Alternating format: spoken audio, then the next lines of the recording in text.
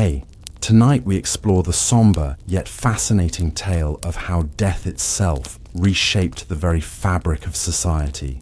Welcome to a journey through medieval Europe, where the devastation of the Black Death didn't just claim lives, it transformed identities, reimagined self-expression, and forever altered the silhouettes that adorned human bodies. As plague swept through stone streets and humble villages alike, fashion became more than decoration. It became a response to mortality, a canvas for grief, and ultimately, a symbol of resilience as humanity faced its darkest chapter. If you're enjoying this peaceful moment, please like, share, and subscribe. What dreams have brought you comfort during difficult times in your life? Dim your lights now. Let the soft glow of your screen become a window to centuries past. Draw a blanket close around your shoulders as you would a medieval cloak, and allow the gentle hum of your surroundings to fade. Breathe deeply as we prepare to wander together through the mists of time, where fashion spoke volumes in an age of whispered prayers and uncertain tomorrows. You stand before a heavy oak armoire, your fingers tracing the intricate carvings. Along its edges, vines and flowers, symbols of life that seem out of place in your chamber of mourning. The year is 1351, and Florence has begun to breathe again after the great mortality took your husband and nearly half the city with him. Outside your window, the streets no longer echo with the rumble of death carts or the haunting calls of plague doctors. Instead, there is an eerie silence. The silence of a wounded city carefully testing its strength to rise again. The lid of the chest creaks as you open it, releasing the scent of dried lavender and cedar into the air. Inside, folded with precise care, lies your wardrobe from before. Vibrant silks in emerald and sapphire, damask patterns of intricate beauty, gowns that once hugged your form to display the wealth of your merchant husband. You run your fingertips across the fabrics, feeling their luxury against your skin, remembering how they once defined your place in Florentine society. But today, you will not wear them. Today marks 6 months since your beloved was laid in a mass grave outside the city walls, and the somber reality of your new status has settled into every corner of your life. You reach instead for the garment that now defines you, a dress of pure black wool, unadorned and severe. As you lift it, the weight of the fabric mirrors the heaviness in your heart. Once, black dye was rare and expensive, reserved for the elite to showcase their wealth. Now, it blankets the city in a sea of grief. The morning light slants through your window as you dress. The woolen fabric scratches against your skin, so different from the smooth luxury of silk. The high neckline brushes your throat, and the long sleeves extend past your wrists, covering every inch of flesh that might have once been displayed in courtly fashion. You remember how, before the plague, necklines had dipped lower with each passing season, sleeves had grown more elaborate, and fabrics more exotic as Florence's trade routes expanded across the known world. You settle the black veil over your hair, tucking away every strand. Your hand instinctively reaches for your jewelry box before falling away empty. The church's sumptuary laws have grown more stringent since the plague, a reaction to what many priests called the sinful excesses that brought God's punishment. You are permitted no jewelry in your mourning, no embellishment to distract from the solemn purpose of your dress. You can almost hear Father Benito's sermon echoing in your ears, his voice thundering through Santa Maria Novella. Excess in dress is excess in sin. God has punished our vanity with death. The floor is cool beneath your feet as you cross to your modest-looking glass, another luxury that survived when so much else was lost. The reflection that greets you bears little resemblance to the woman of 2 years ago. Your face is paler, thinner, the once fashionable plucked high forehead now hidden beneath your veil. The black of your garments drains what little colour remains in your complexion. You look like a shadow of yourself, which feels appropriate. Aren't you, after all, merely the shadow your husband left behind? You remember how different it was before. The opulent fabrics from the East, the fine-tooled leather belts studded with precious stones, the fur-lined cloaks and embroidered sleeves that trailed nearly to the ground.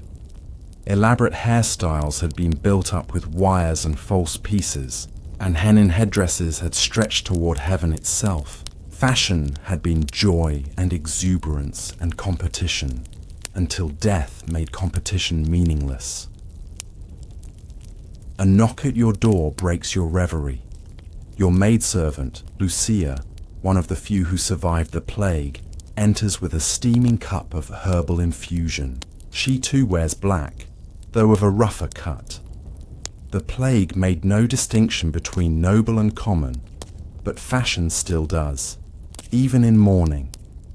"Will you be attending Mass today, Madonna?"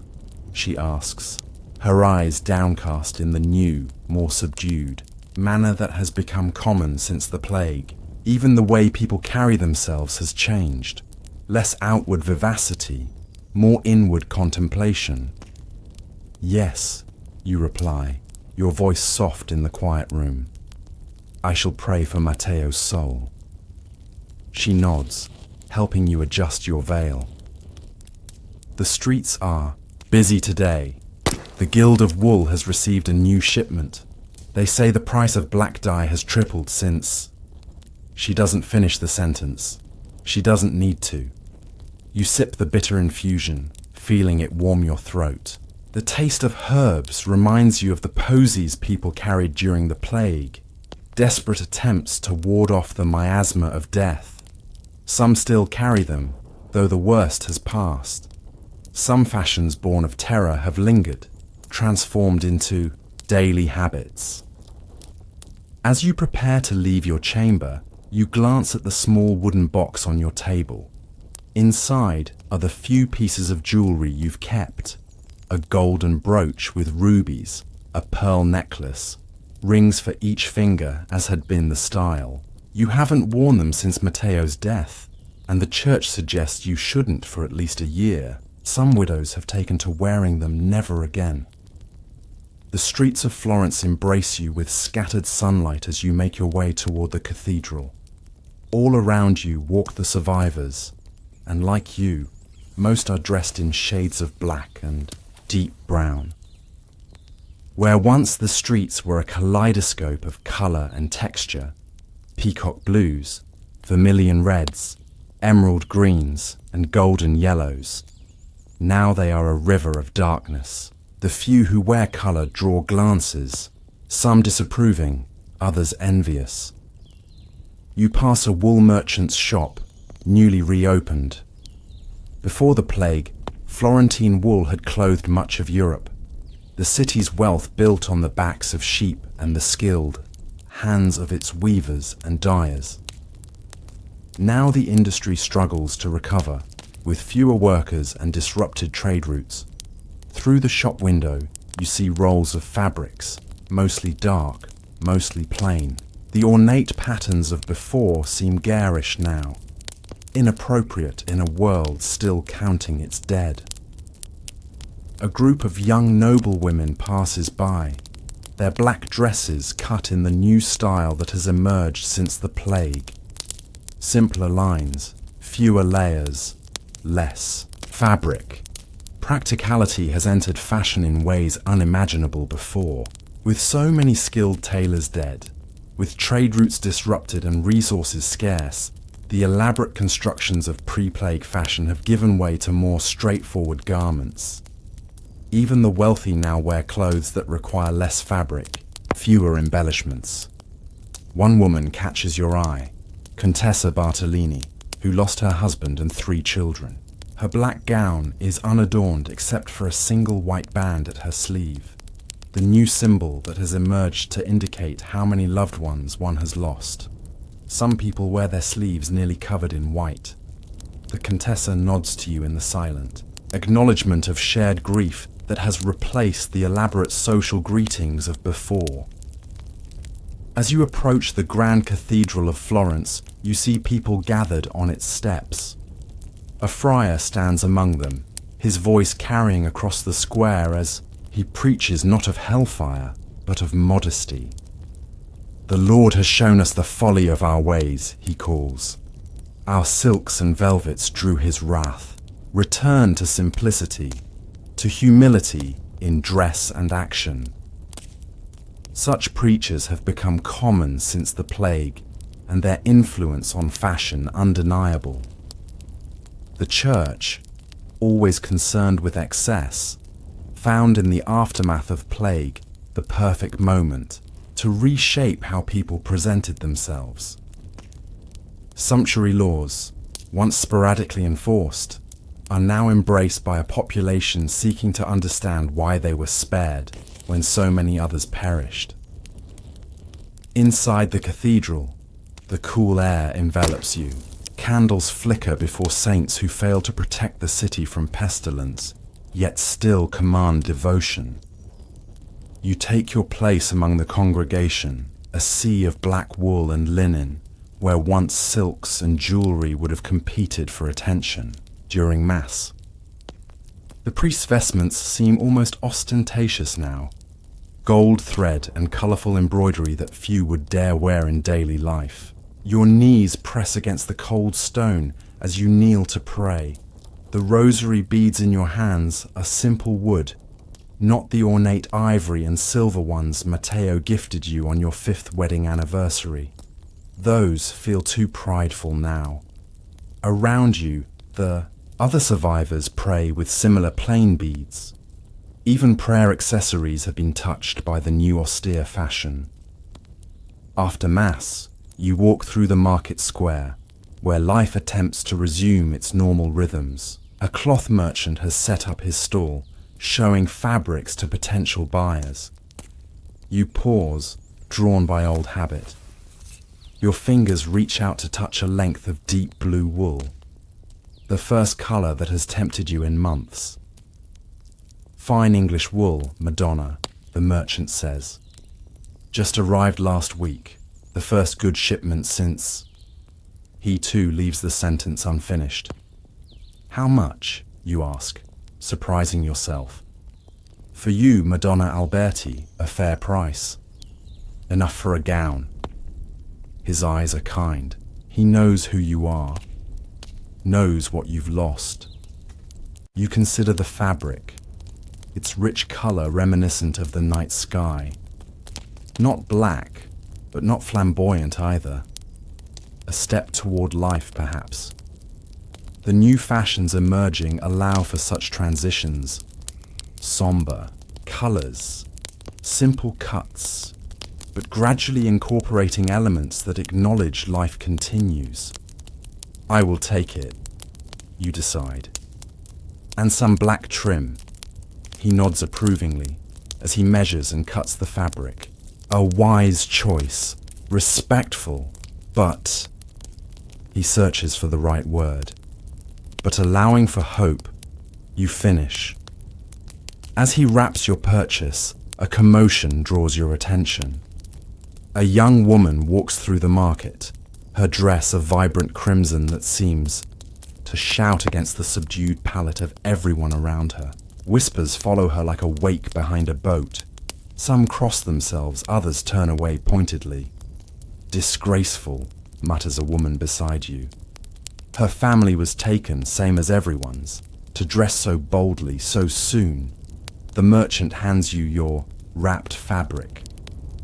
"Some rebel against the new ways," he says quietly. "They say we honor life by celebrating it, not by dressing as if we too had died." You watch the young woman's retreating figure, her red dress like a flame among shadows. There is something both shocking and admirable in her defiance. Fashion has always been political, social, a statement of beliefs and values. Now, in the wake of plague, those statements have become even more pronounced. To wear colour is to make a declaration about how one views death, God, and survival itself. With your purchase tucked under your arm, you continue through the market. A leather worker displays belts and purses, all plain compared to pre-plague styles, with minimal tooling and few metal accents. A hat maker shows the new popular styles, simpler caps and hoods that require less labor to create, reflecting the diminished workforce and the new aesthetic of restraint. You pass a shop where a tailor works in the window, his needle flashing in the sunlight. Before the plague, his predecessor would have had apprentices crowded around him, learning the craft. Now he works alone, his skills more precious than ever with so many craftsmen dead. The garment taking shape under his hands is a man's tunic, cut in the new style that has emerged. Higher collars, straighter lines, less fabric used at a time when every resource is precious. Men's fashion too has transformed in response to the plague. Gone are many of the extravagant styles that had dominated court life. The padded doublets, the hose in contrasting colours, the excessively pointed shoes that some claimed had themselves invited God's wrath with their impractical vanity. In their place has emerged a more sombre, practical silhouette. Men who survived walk differently now, dress differently, as if the weight of obligation to the dead hangs visible on their shoulders. As you turn toward home, you notice a woman sitting on a low wall, working a spindle with practiced hands. Her clothing marks her as one of the Beguines, women who have chosen a religious life without taking formal vows. Their simple dress, modest and practical, has become an inspiration for many of the new styles emerging. What was once the realm of the devoted has slipped into everyday fashion as piety and restraint became the predominant values after the plague's devastation. The woman nods as you pass, her fingers never pausing in their work. The steady rhythm of spinning, weaving, and sewing has become a comfort to many survivors, the reassuring continuation of essential crafts that connect the present to the past. In your own home, you found yourself taking up embroidery again, though the patterns you choose are simpler now, less ostentatious. Returning home, you find your sister-in-law has come to visit. Isabella wears the deep grey that has become acceptable as an alternative to black for those whose immediate mourning period has passed. Her gown is cut in the new style, with fewer underpinnings and a more natural waistline than the styles favoured before the plague. "You've been shopping," she observes, eyeing your package. You unwrap the blue fabric, suddenly feeling almost guilty, as if choosing something other than black might be a betrayal of Matteo's memory. Isabella touches the fabric, her expression softening. "It's beautiful. He would want you to live, you know." You sit together by the window, the blue wool between you like a bridge to a different future. "Do you remember," Isabella says, "the feast day before the plague came? How everyone was dressed. In such finery it seemed the saints themselves would be jealous." You nod, remembering. The procession through Florence had been a spectacle of luxury. Fur-lined sleeves trailing to the ground, headdresses towering above the crowd, jewels catching sunlight, fabrics from as far as China and Persia adorning even merchants' wives. Fashion had reached perhaps its most extravagant moment, just before it all came crashing down. "I found Giacomo's red hat yesterday," Isabella continues, referring to her deceased husband, your brother. "The one with the peacock feather. Remember how proud he was of it? How the feather would bob when he walked?" She smiles at the memory, then grows somber. "I gave it to the church. They're collecting such things. luxuries, vanities, to sell, for alms for the orphans. This too has become common, the deliberate divestment of pre-plague finery, either from practical need or as spiritual penance. Wardrobes across Florence have been quietly emptied of their most extravagant pieces, donated to the church or sold to provide for the many children left without parents. Fashion has become not just about what one wears, but about what one deliberately chooses not to wear. As evening approaches, you and Isabella prepare a simple meal together. Your sleeves are rolled back and tied, another practical change that has emerged in fashion. Before, a noblewoman would never have exposed her forearms, would have maintained pristine sleeves regardless of their impracticality. Now, with so many servants gone and so much work to be done by all classes, fashion has adapted to necessity. Even court ladies now wear sleeves that can be pinned back or removed for practical tasks. Over dinner, Isabella shares news from Venice, where her cousin lives. They say colour is returning there faster than here, she tells you. The silk merchants are desperate to revive trade. They're claiming that beauty honours the dead rather than disrespects them. You consider this as you eat.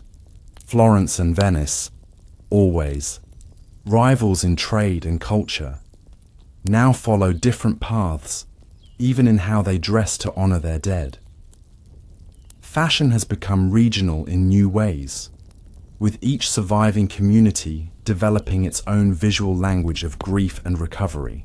And the French court, you ask, curious about the place that had for so long dictated European fashion. Still in disarray, from what I hear. The Queen wears white for mourning instead of black, the old way. But simplified, they say, without the excesses of before. Isabella sips her wine thoughtfully. Everything is simplified now, as if the plague burned away all that was unnecessary. After Isabella leaves, you stand again before your looking glass, holding the blue fabric up to your face. In the fading light, it casts a gentle shadow across your features, softening them. You think about how fashion has always reflected the deeper currents of society, its fears, its values, its relationship with God and mortality. The Black Death didn't just change what people wore, it changed why they wore it. Garments became statements of survival, of respect, of changed priorities. The skilled embroiderers, lace makers, jewelers and tailors who died took with them techniques and traditions. Those who survived embraced new methods, new materials, new meanings. You drape the blue fabric across your bed, a promise to yourself that eventually you will step beyond the complete darkness of deep mourning. Not today, perhaps not tomorrow, but someday. Fashion after the plague has made space for this gradual transition, has created visual language for the stages of grief that so many now navigate simultaneously. As night falls, you change into your sleeping gown, simple linen where once you might have worn silk.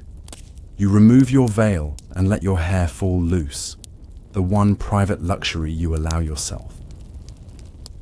Outside, Florence settles into darkness, a city forever altered. The plague has changed not just who lives and who dies, but how the survivors present themselves to each other and to God. Tomorrow you will take the blue fabric to a seamstress, one of the few who survived, and commission a gown that bridges mourning and living. It will be simpler than what you would have worn before, with a higher neckline and more practical sleeves. You will wear it first to mass, then perhaps to the market, testing society's reaction and your own comfort with this step away from complete grief. You extinguish your candle and lie in darkness, thinking of how fashion carries meaning beyond mere covering or decoration. In the wake of catastrophe, every choice becomes a statement, about status, about piety, about remembrance, about hope. Your blue gown will speak of all these things when you finally wear it.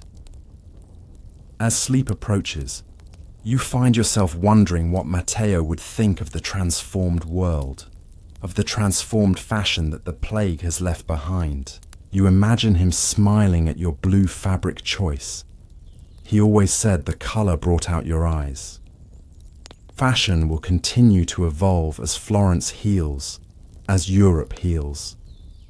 Perhaps someday color will return in full force. Perhaps elaborate styles will once again grace festivities and processions. Or perhaps something entirely new will emerge from the ashes of what was lost. A fashion that carries within its seams the memory of suffering and the precious nature of survival. Your breathing slows, and as you drift toward dreams, you feel the weight of your black morning gown lifted momentarily from your shoulders. Tomorrow brings another day of navigating this changed world, dressed in garments that speak volumes without saying a word. And now, this story draws to a close. Take a deep breath as we gently move forward in time, into the next chapter of your journey. Thread by thread, needle-piercing fabric in the golden light of a workshop reborn from ashes, you find yourself transported to a world where creation itself becomes an act of defiance against death's recent reign, where each stitch, each cut, each carefully chosen hue represents not just fashion, but humanity's stubborn insistence on beauty, even in morning's wake. You stand in your workshop, morning light filtering through the new glass panes you installed last spring. The translucency bears tiny imperfections, bubbles frozen in time, subtle waves that bend the sunlight into gentle patterns across your workbench. Such glass would have been rejected by your guild before the plague, but now these small flaws are accepted without comment. Like society itself, standards have shifted to accommodate what survival demands. The scent of heated beeswax mingles with the earthy smell of new leather and the faint metallic tang of dye. You run your calloused fingers across the fabric before you. A length of wool dyed a deep indigo blue, less vibrant than pre-plague standards but precious nonetheless. The plague took 7 of the 9 master dyers in Florence, their closely guarded secrets of color creation passing with them into the grave. What remains is a more subdued palette, colors that speak in whispers rather than shouts. You are a tailor, one of the few who survived the Black Death in your quarter of Florence. Before the plague, you were merely an apprentice, your hands guiding simpler tasks, while your master created the elaborate fashions that adorned nobility. Now, at 22, you find yourself elevated to master status, not through the traditional decade of training, but through the brutal arithmetic of survival. Your master, his sons, and 3 fellow apprentices all succumbed within a fortnight during that terrible summer of 1348. The weight of your shears feels different in your hand these days, heavier with responsibility, yet somehow lightened by purpose. You make the first cut into the fabric, the sound sharp and decisive in the quiet workshop. Before the plague, this space would have bustled with activity. Apprentices fetching supplies, journeymen working on commissions for merchants' wives, your master overseeing it all with exacting standards.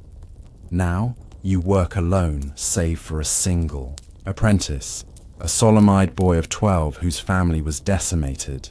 Marco, you call softly, and the boy looks up from where he carefully sorts buttons carved from horn. Bring me the pattern for Lady Medici's sleeve. He retrieves the parchment pattern, handling it with reverence. Patterns have become more precious than ever, repositories of knowledge that might otherwise have been lost. Some tailors who perished took unique cutting methods to their graves. Techniques perfected over lifetimes suddenly vanished from the world. Guilds across Europe now frantically document what remains, creating new pattern books that preserve surviving knowledge. The sleeve, design you unfold, is notably different from what you would have created 3 years ago. Gone are the tippets that would have hung nearly to the ground, the excessive fabric that once signaled wealth and leisure. This sleeve is closer fitting, with a practical cuff that can be turned back for washing or cooking. Even the Lady Medici now acknowledges that fewer servants mean greater practicality is required in all aspects of dress. As you pin the pattern to the fabric, the door chime sounds. A wealthy merchant's wife enters, her black mourning clothes now accented with subtle embroidery at the cuffs, a sign she's entering the second stage of grief. The embroidery thread is a dark plum color, nearly invisible unless caught by direct light. Fashion after the plague has developed this visual language of grief stages, allowing for gradual reintroduction of embellishment while maintaining respect for the dead. Master Tailor, she addresses you, still sounding slightly uncertain, using the title for someone so young. I require a new gown for my daughter's betrothal feast. You set aside your work and bow slightly. Of course, Madonna Vescovi. For Bianca? How wonderful that a match has been arranged. She nods, a complicated expression crossing her face. Yes. To the Alberti boy, their only surviving son. Both families agree we must secure the alliance quickly. Left unsaid is what you both understand. Marriage alliances have taken on desperate importance as families scramble to consolidate what remains of their bloodlines, their businesses, their futures. And what style were you considering? You ask, already moving toward the shelf where fabric samples are stored. Something appropriate, she says carefully. Celebratory without being excessive. The bishop has been clear about expectations for such events. You nod, understanding perfectly. Since the plague, the church has wielded even greater influence over fashion, promoting modesty and restraint as spiritual virtues. Sumptuary laws that once were flouted are now embraced by a population seeking to avoid divine retribution. Necklines have risen, hemlines have dropped, and ostentation has retreated to hidden linings and subtle details. You show her a sample of pale blue silk, not the vibrant azure that might have been fashionable before, but a softer, nearly grey blue that speaks of hope without shouting it. Perhaps this, with silver thread embroidery rather than gold, and a cut that honours tradition while acknowledging our changed circumstances. She touches the fabric approvingly. Yes, precisely that balance. And a veil, of course, but perhaps not the towering headdress that would have been expected before. A modified wimple, you suggest. With the structure simplified, it would frame her face beautifully while demonstrating appropriate modesty. As you discuss the details of the commission, Marco quietly continues sorting materials nearby. The boy has lost the exuberance that apprentices his age once displayed. Like so many children who witnessed the plague's devastation, he carries himself with a gravity beyond his years. This too is reflected in children's fashion since the plague. Smaller versions of adult clothing have replaced the more playful styles that once marked childhood. Even the youngest survivors dress as miniature adults now, their clothing reflecting the accelerated maturity thrust upon them.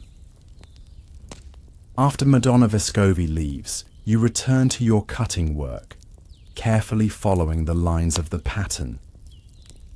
Your mind wanders to the changing landscape of fashion since the plague altered everything. It's not just styles that have changed, it's the very foundation of how clothing is produced and distributed. Before the Black Death, strict guild regulations controlled every aspect of garment creation. Each specialized craft, the weavers, the dyers, the embroiderers, the button makers, stayed within rigid boundaries. But death ignored those boundaries, taking masters from each guild in numbers too great to maintain the old systems. Out of necessity, those boundaries have blurred. You yourself now dye small batches of thread when needed, a practice that would have brought guild penalties before. The button maker across town now also creates simple jewelry, filling the gap left by the decimated Goldsmiths Guild. Necessity has forced innovation and cross-training that is reshaping not just fashion items, but how they come to exist. The plague's impact extends even to the materials available. You reach for a piece of leather, supple and deep brown, to create a belt that will accompany Lady Medici's gown.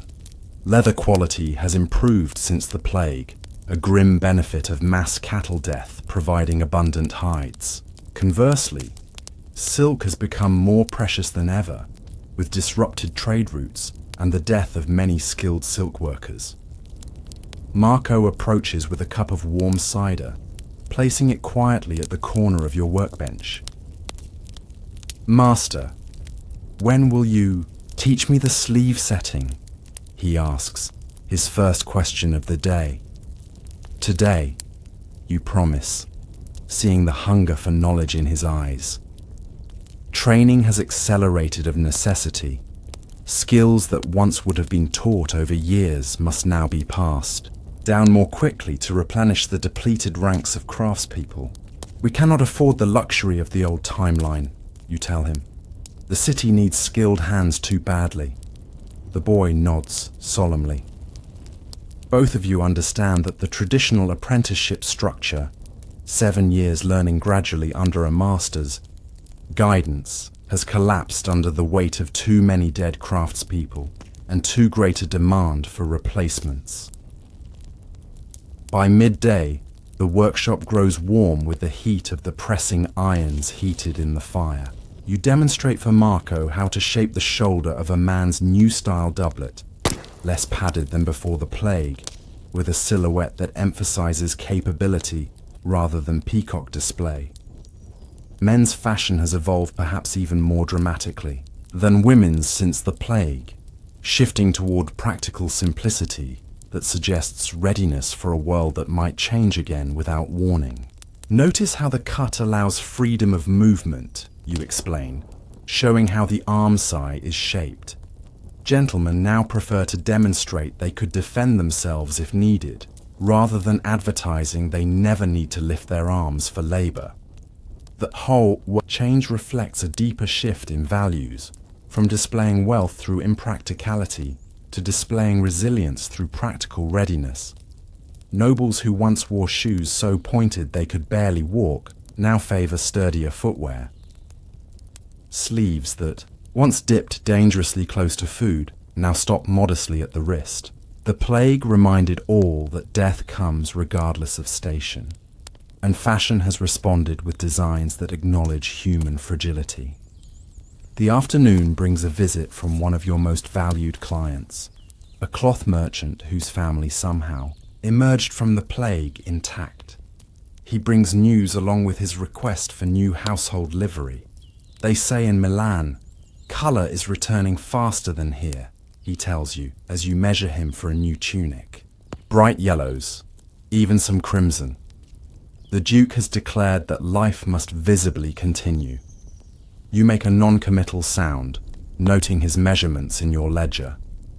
Different cities, different regions are recovering at different paces, and this is reflected in how quickly fashion evolves away from the plague's somber influence. Florence remains more conservative than Venice or Milan, its fashion still heavily influenced by religious sentiment and collective mourning. And the English are importing more wool than ever, he continues. They lost fewer sheep than shepherds, it seems. The quality is excellent, though their dyeing cannot match even our reduced capabilities. This information is valuable. The availability of materials directly shapes what you can create. You make a mental note to purchase English wool when it becomes available, perhaps experimenting with combining it with local dyes to create something unique in this new landscape of fashion. What colors would you consider for your household livery? You ask carefully. Livery colors make a public statement about a family's approach to post-plague society. The merchant considers. My wife favors continuing the dark blues we've used. Since the worst past, but with perhaps a border of gold now. To indicate prosperity continues, life continues, while still acknowledging what was lost. You nod approvingly. A tasteful choice. It acknowledges the changed world while looking toward the future. After he leaves, you send Marco to purchase thread from the market. Alone in your workshop, you open the small chest kept under your workbench. Inside are scraps and samples of pre-plague fashions, a textile record of the world that was lost. You lift a piece of vibrant scarlet silk, embroidered with gold thread in an intricate pattern of pomegranates and vines. Such obvious luxury would seem obscene now, like laughing at a funeral, yet you keep these samples, not just for their beauty, but as technical references.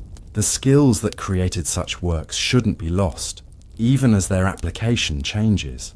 Perhaps someday fashion will embrace such elaboration again, though transformed by the plague's lessons.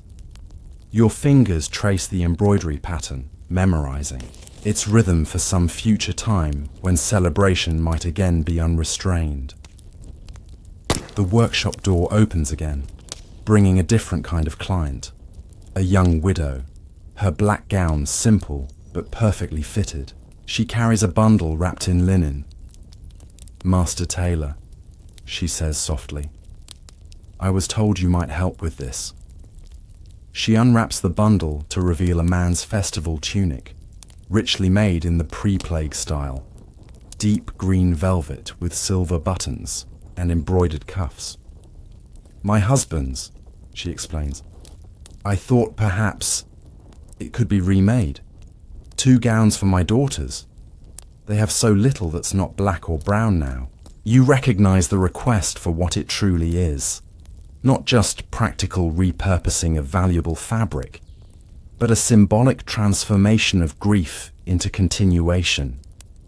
Such remakings have become common. Widows and orphans bringing the garments of the dead to be reshaped into something usable for the living. "Of course," you tell her, handling the tunic with appropriate reverence. "We can open the seams carefully, preserve the embroidery on the cuffs perhaps as decorative elements on the new gowns. The color is beautiful, appropriate for girls moving beyond the initial mourning period. Relief softens her features. Yes, exactly. They should remember their father with joy, not just sorrow. He loved beautiful things." She hesitates, but nothing too elaborate. The priest says, "I understand perfectly," you assure her. Tasteful, appropriate, honoring both memory and current propriety. After she leaves, you carefully begin unpicking the seams of the tunic, preserving every usable inch of the velvet. Such repurposing has become a significant part of your work, taking the excessive styles of before and reshaping them into the more modest fashions of now. It's delicate work, requiring you to balance honoring the original craftsmanship while creating something aligned with new values. Marco returns from the market, his expression troubled. "Master, the thread merchant had no black left again. He says the monasteries have purchased it all for their expanded orders." You sigh, calculating how to adapt. Such shortages have become routine, not just from disrupted trade, but from shifting demands. More people taking religious orders means more demand for specific colors and fabrics. More widows means constant demand for black dye. fashion responds, not just to taste, but to availability. Designs evolving to accommodate what materials can be sourced. We'll use dark blue for the understitching, you decide. It won't show, and we need to reserve what black we have for visible elements. As afternoon fades toward evening, you work with Marco on the fundamental skill of sleeve setting. Your teaching style has evolved, become more direct, another change wrought by necessity. Watch carefully, you instruct, demonstrating how to ease the fabric around the curve. This technique is older, from before curved needles became common. If we lose access to specialized tools again, you'll need to know this method. The plague has made everyone aware of knowledge fragility, how quickly specialized skills can disappear when their practitioners die without passing them on. Like many master craftspeople who survived, you now document techniques you once would have simply demonstrated. In a small leather-bound book, you sketch pattern pieces, record dye formulas, describe stitching methods, insurance against future losses. A bell sounds from the nearby church, marking the evening prayer time. You and Marco pause your work, turning toward the sound in silent acknowledgement. This too has become woven into the rhythm of fashion creation. These moments of remembrance, of spiritual practice integrated into the working day. Some workshops now embroider tiny prayers into garments, hidden blessings to protect the wearer, a fashion innovation born directly from plague trauma. After the bell, you light the workshop lamps. Night work was once unusual, except in the busiest seasons, but now the reduced number of skilled hands means longer hours for those who remain. By lamplight, you finish cutting the pieces for Lady Medici's gown, the shadows giving the fabric depth and richness beyond its actual hue. Tomorrow we'll begin construction, you tell Marco. First, the understructure, simplified from what would have been used before, but still creating the desired silhouette. The silhouette itself has changed since the plague. Women's gowns now emphasize a natural waistline, rather than the exaggerated width at hip and shoulder that dominated pre-plague fashion. The verticality suggests aspiration, perhaps a reaching toward heaven, rather than expansion across earth. Men's silhouettes have similarly narrowed, the extensive padding removed, creating a leaner line that suggests capability rather than excess. As you prepare to close the workshop for the night, a late visitor knocks, the cloth merchant's wife, her arms laden with fabrics. "Forgive the hour," she says as you usher her in, "but I've just received word from my cousin in Paris. The French court is finally abandoning full mourning dress. They've created something new, still somber, but with elements of their former elegance." She unwraps her bundle to reveal fabric, samples, and a crude sketch. A French court dress with the simplified lines that plague-era fashion demands, but incorporating subtle luxury through fabric choice and strategic embellishment. The bodice remains modest, the sleeves practical, but the material itself glows with rich color and subtle sheen. Milan follows, Venice follows Paris, she says with excitement barely contained. Soon, Florence too will need to acknowledge that. Perpetual visual mourning cannot continue forever. We must be prepared to offer new options. You examine the samples with professional interest. The recovery of fashion from plague's influence will not be uniform. It will emerge in pockets, spread gradually, evolve differently in different regions. Your role as a tailor places you at the leading edge of this evolution, interpreting these changes for your local clientele. I can create adaptations suited to Florentine sensibilities, you tell her. Perhaps maintaining the higher necklines our bishop prefers, while incorporating these more luxurious fabrics, a compromise between remembrance and renewal. She nods eagerly. Precisely. We must navigate this transition carefully. Those who move too quickly risk censure. Those who move too slowly risk irrelevance. After she leaves, you secure the valuable fabric samples in your pattern chest. Marco sweeps the day's fabric scraps, carefully saving even small pieces. Another habit born of post-plague consciousness, where waste has become both economically and morally unacceptable. Master, he says as he works, will fashion ever return to what it was? The pictures in your old pattern books show such different garments. You consider the question carefully. Not exactly as it was, you answer finally.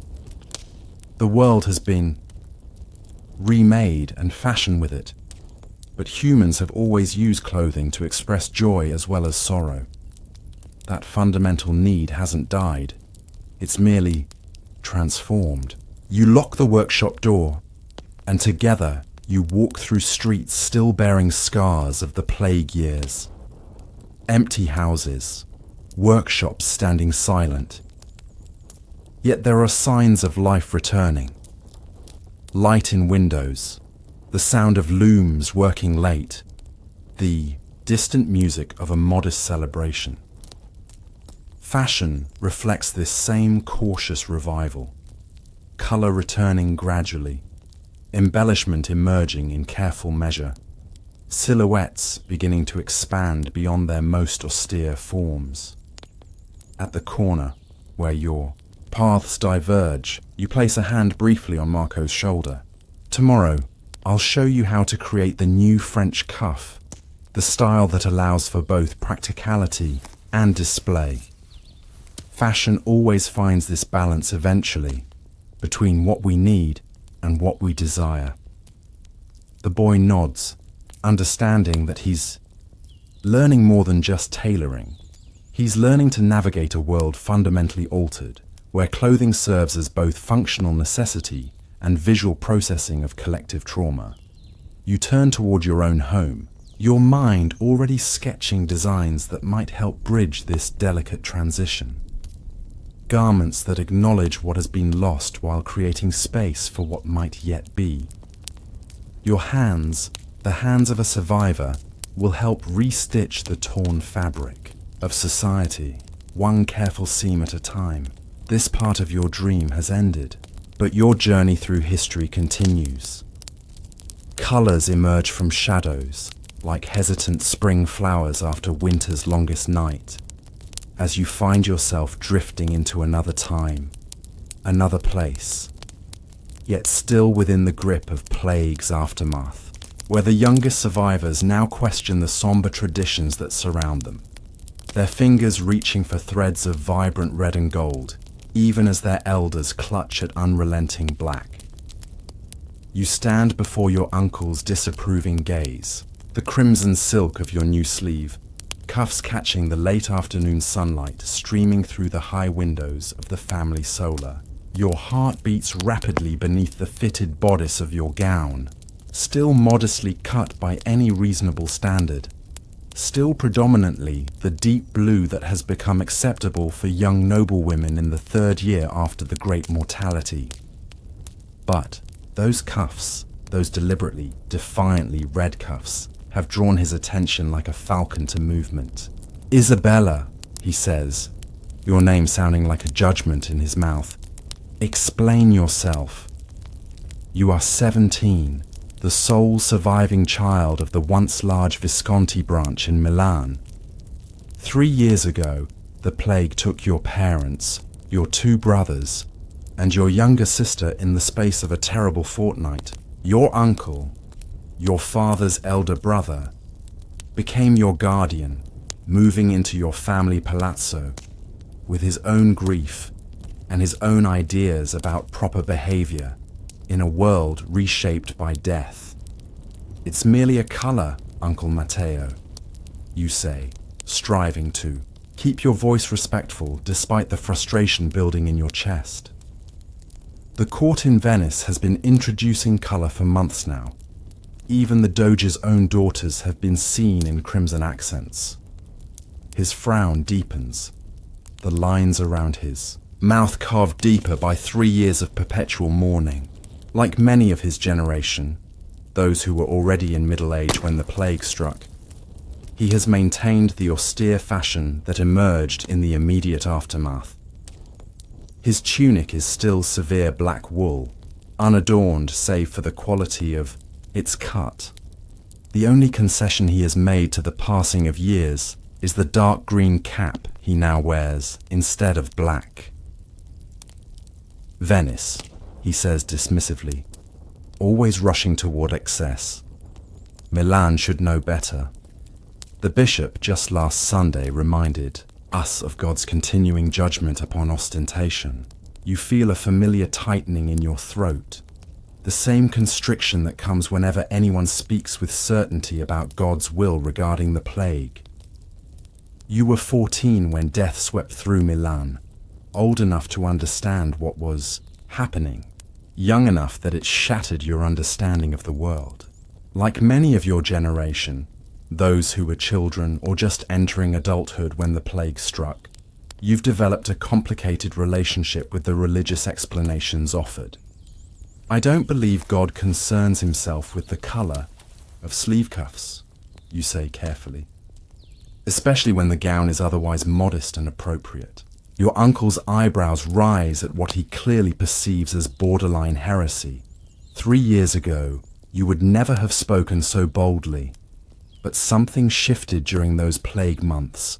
Watching your mother die despite her piety, seeing both sinners and saints fall equally to the disease. The fashion you choose reflects this internal shift. The modest cut acknowledging social norms, while the crimson accents suggest a questioning spirit. Your father would be appalled, he says finally, using his most potent weapon. You flinch but stand your ground. My father admired beauty. He imported silks from Constantinople and lapis from Persia. He wouldn't have expected his daughter to dress like a nun forever. This conversation, or versions of it, is happening in noble households across Europe. As the generation coming of age after the plague begins to assert its own relationship with fashion, the divide is not simply between old and young, but between fundamentally different ways of processing the trauma of mass death. For your uncle's generation, continued visual austerity represents respect for the dead and submission to divine will.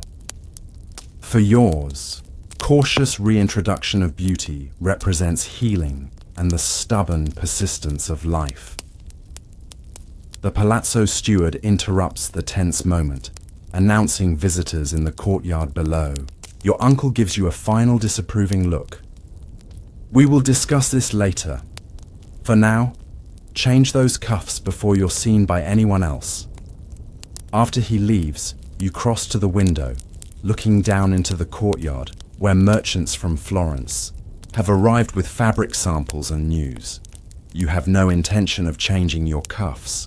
The crimson silk was too difficult to obtain, too precious a statement of your evolving identity to abandon at the first resistance. You watch as your uncle greets the merchants with formal courtesy. Even the way people move has been altered by the plague. Physical greetings have become more restrained. The elaborate bows and embraces of the pre-plague era simplified into nods and careful distance. This too is reflected in fashion, with garments now cut to maintain this new physical reserve, to require less adjustment when greeting, to enable one to maintain composure and distance simultaneously. Turning from the window, you move to the small polished metal mirror hanging near your mother's old sewing table. The reflection shows a young woman caught between worlds. The somber blue gown with its high neckline and modest cut speaks of plague-era restraint, while the vibrant crimson cuffs hint at a desire to move forward, to reclaim aspects of beauty and self-expression that the Black Death seemed to forbid. Your fingers trace the edge of the crimson fabric, feeling the quality of the weave, This small rebellion against the perpetual visual mourning of post-plague society wasn't easily accomplished. The bright dyes became rare after the plague took so many master dyers, and clerics have discouraged their use as frivolous. You had to seek out a merchant willing to bring the fabric specially from Venice, where the recovery of trade has progressed faster than in more conservative Milan, and you are not alone in this quiet fashion rebellion. Among your age peers, the sons and daughters of nobility who survived the plague, a subtle movement has emerged. Small elements of pre-plague exuberance have begun to appear in your collective attire. A coloured sleeve here, an embroidered panel there, a hint of gold thread or a semi-precious stone. Never enough to provoke outright censure, but sufficient to signal a desire to move beyond the perpetual visual mourning that has dominated fashion for 3 years. A knock at the door interrupts your contemplation. Your lady's maid, Francesca, enters with nervous energy. "Madonna Isabella," she says, "Lady Eleonora and Lord Paolo have arrived with the Florentine merchants. They await you in the garden gallery." Your spirits lift immediately. Eleonora is your closest friend, daughter of another noble family who lost many members to the plague. Paolo is her cousin, a young man of 20 whose family mercifully survived intact. Both share your feelings about the need for fashion to evolve beyond perpetual mourning. "Tell them I'll be right down," you say, quickly checking your appearance. Once more. Your hair is arranged in the modest style that has become standard since the plague, partly covered by a simple veil rather than the elaborate constructions that once towered above noble ladies' heads. You adjust the veil slightly, allowing a bit more of your dark hair to show at the temples. Another small rebellion against the most austere interpretations of appropriate feminine presentation. The garden gallery is bathed in afternoon light. When you enter, Eleonora rises immediately from her seat, her face lighting with pleasure at seeing you. Her gown is a deep forest green, another colour gradually becoming acceptable for young people leaving the immediate mourning period. But you immediately notice she wears a thin belt of woven gold thread. Like your crimson cuffs, it's a deliberate step beyond what most would consider appropriate at this stage of post-plague recovery. Paolo bows formally, but with warmth in his eyes. His attire speaks volumes about the generational divide in fashion recovery. His basic tunic and hose follow the simplified lines that emerged after the plague, but the deep blue velvet of his shoulder cape and the subtle gold embroidery at his collar suggest alignment with the movement toward cautious reintroduction of luxury elements. "Isabella," Eleonora says with a conspiratorial smile, "you must see what the Florentine merchants have brought. Fabrics unlike anything we've seen since before." You join them at the table where sample cuts of fabric are displayed. The merchant, a middle-aged man who carries himself with the confidence of someone whose business survived when many others failed, watches your reaction carefully. "These are our newest offerings," he explains, indicating a collection of silks in colours that have been largely absent from Milan for 3 years. Deep crimson like your cuffs, rich purple, vibrant emerald, and even a striking saffron yellow. Florence is beginning to embrace colour again, particularly among the younger noble families. Your fingers hover over the fabrics, drawn especially to the purple, a colour once reserved for the highest nobility due to its expense. The plague disrupted the hierarchy of colour as it disrupted everything else. But purple's rarity has given it new significance in the evolving language of post-plague fashion. The Medici daughter wore a gown of this purple to her betrothal feast, the merchant continues, noting your interest, with silver embroidery rather than gold, a compromise that satisfied both traditional sensibilities and the desire for appropriate celebration. Paolo leans forward, examining the fabric with genuine interest. Unlike many young men who affect indifference to fashion matters, he understands their political and social significance. "And what of men's fashion in Florence?" he asks. "Has there been similar evolution?" The merchant produces another set of samples, richer, heavier fabrics, suitable for men's tunics and capes. "The change is perhaps even more pronounced among young gentlemen," he explains. "The new style favors fitted tunics in jewel tones with understated but definite luxury in the details. Silver clasps, leather worked with subtle patterns, boots of finer quality." As you discuss the fabrics, you're acutely aware that this conversation represents more than simple commerce. Fashion has always been political, always reflected deeper social currents. But in the aftermath of the Black Death, these choices carry even greater significance. The fabrics before you represent a generational statement about how society should process mass trauma, through continued visual austerity or through careful reintroduction of beauty and celebration. "My uncle would never approve," you say, not removing your hand from the purple silk. Eleonora's expression is understanding but determined. "None of our elders approve entirely, but they forget that we too lost everyone.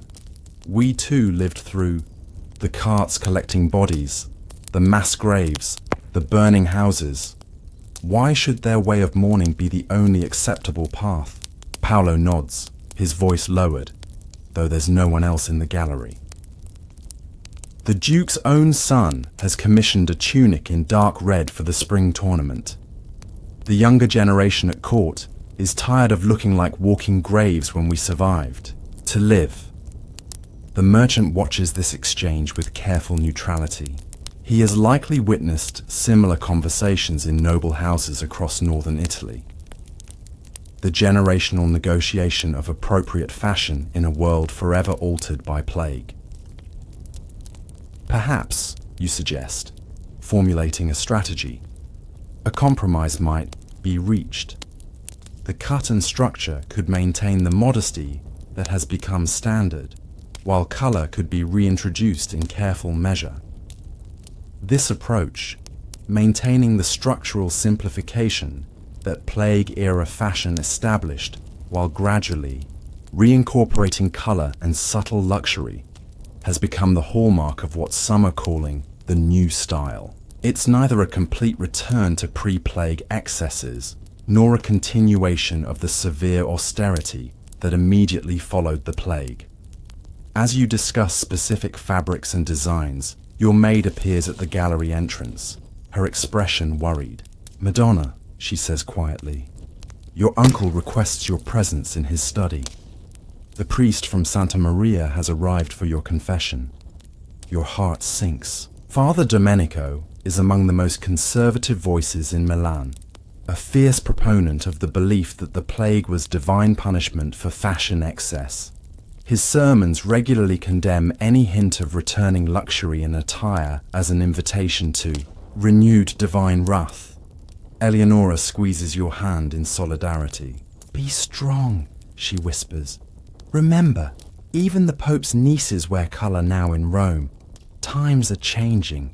You leave your friends and the tempting fabrics, moving through the palazzo's cool corridors toward your uncle's study. The stone walls are hung with tapestries that once seemed vibrant, but now appear faded, partially from actual aging accelerated by lack of proper care during the plague years, and partially from how your perception has shifted. What once seemed normal luxury now registers as almost shocking abundance." Your uncle's study door is open. Inside, he stands with Father Domenico, both men turning as you enter. The priest's gaze immediately falls to your crimson cuffs, his expression darkening. "Niece," your uncle says, his tone making it clear he's noticed you didn't change as instructed. "Father Domenico has come to hear confessions, as it's the eve of St. Agnes's feast day." The priest steps forward, his black robes making him seem like a shadow given human form. "Child," he says, "though you haven't been a child since the day you watched your mother die, I'm troubled by what I see. Such displays of vanity so soon after God's clear judgment upon our sinful ways. You lower your eyes respectfully, but keep your wrists visible, the crimson silk catching the light. Father, I mean no disrespect to God or the departed, but it has been 3 years since the plague passed from Milan. Must we dress forever as if it might return tomorrow if we dare to find beauty in God's creation again? Your uncle makes a sound of displeasure at your directness, but you continue, giving voice to the sentiment that has been building among your generation." The Bible speaks of garments of praise instead of despair, you say, recalling passages your mother once embroidered on altar cloths. Might there not be room for respectful celebration of survival alongside remembrance of those lost?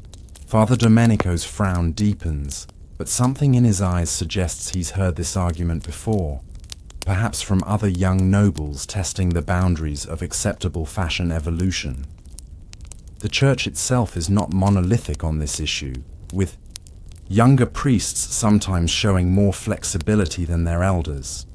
The path back to God's favor is paved with humility, he says, but his tone lacks its usual fire.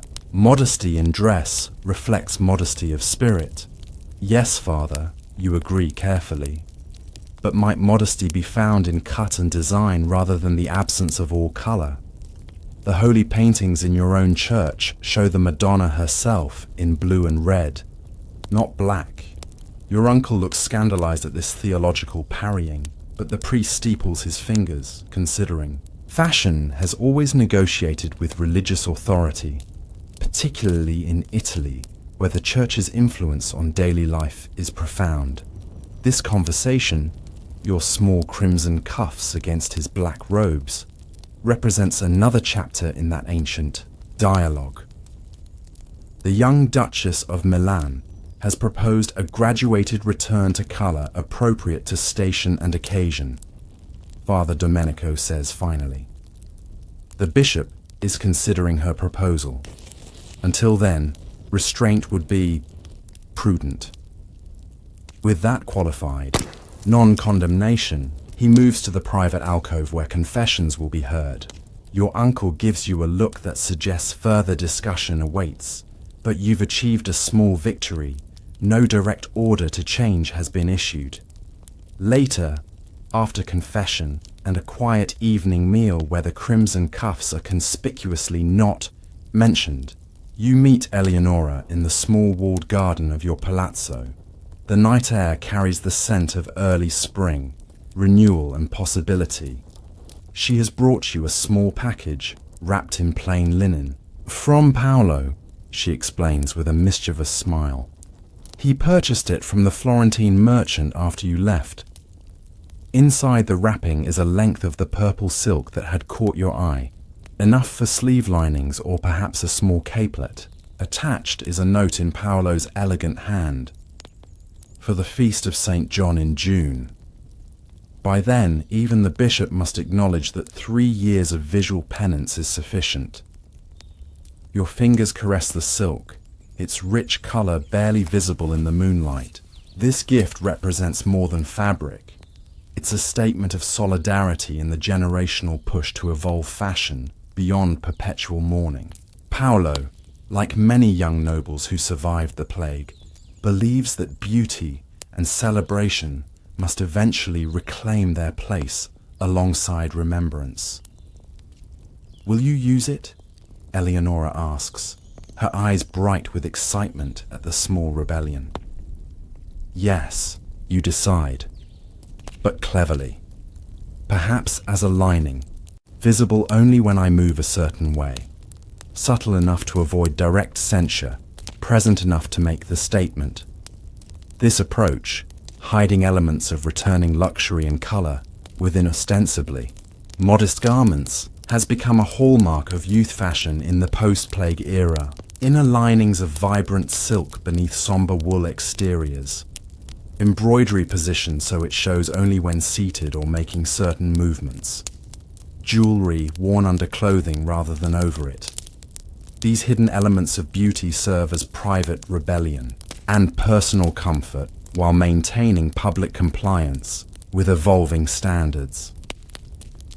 Paolo says the young men at the university are wearing colored hose beneath their dark tunics. Eleonora confides, and when they're among themselves, they pull their tunics higher to show the colors. Only among those they trust, of course. You smile at this image of young scholars creating their own fashion code, visible only to their peers. The plague generation, gap expresses itself differently among young men, whose fashion choices before the pestilence had often been even more extravagant than women's, featuring party-colored hose, daggered sleeves that hung to the ground, and shoes so pointed they could barely walk. The new male rebellion is more about reclaiming color than structure, as the simplified silhouettes actually offer more physical freedom. The merchant said Florence is already planning tournaments again, you tell Eleonora, with competitive display. Can you imagine? Just 3 years after we thought the world was ending. She nods, her expression a mix of hope and lingering sadness. My mother says it's too soon, that we dishonor the dead by seeking joy again. But I think... She hesitates, finding words for a sentiment your generation often struggles to express. I think living in perpetual visible mourning dishonors what they gave us. Life should be lived. This philosophical divide underlies the fashion evolution happening across Europe, whether continued austerity honors the dead, or whether renewed celebration of beauty better serves both the departed and the survivors. The garments people choose have become visual arguments in this ongoing societal conversation. The next morning brings an unexpected development. Your uncle summons you to the Great Hall, where the Florentine merchant awaits with his fabric samples displayed more formally. Beside him stands Master Tolomei, the most skilled tailor in Milan, who survived the plague when many of his guild did not. Isabella, your uncle says, his tone carefully neutral. The Duke's family has announced a feast for Easter week. We have received an invitation, and as the sole daughter of our family line, you will need appropriate attire. You glance between the three men, uncertain what this means until the tailor speaks. The Duchess has decreed that young ladies of noble houses may now wear colours appropriate to their station, Master Ptolemy explains, provided the cut remains modest and structures simplified compared to before. Your uncle's expression suggests this is not a development he welcomes, but his political understanding overrides his personal preference. To have his niece appear at court in outdated mourning when the Duchess herself has sanctioned evolution would be socially disadvantageous.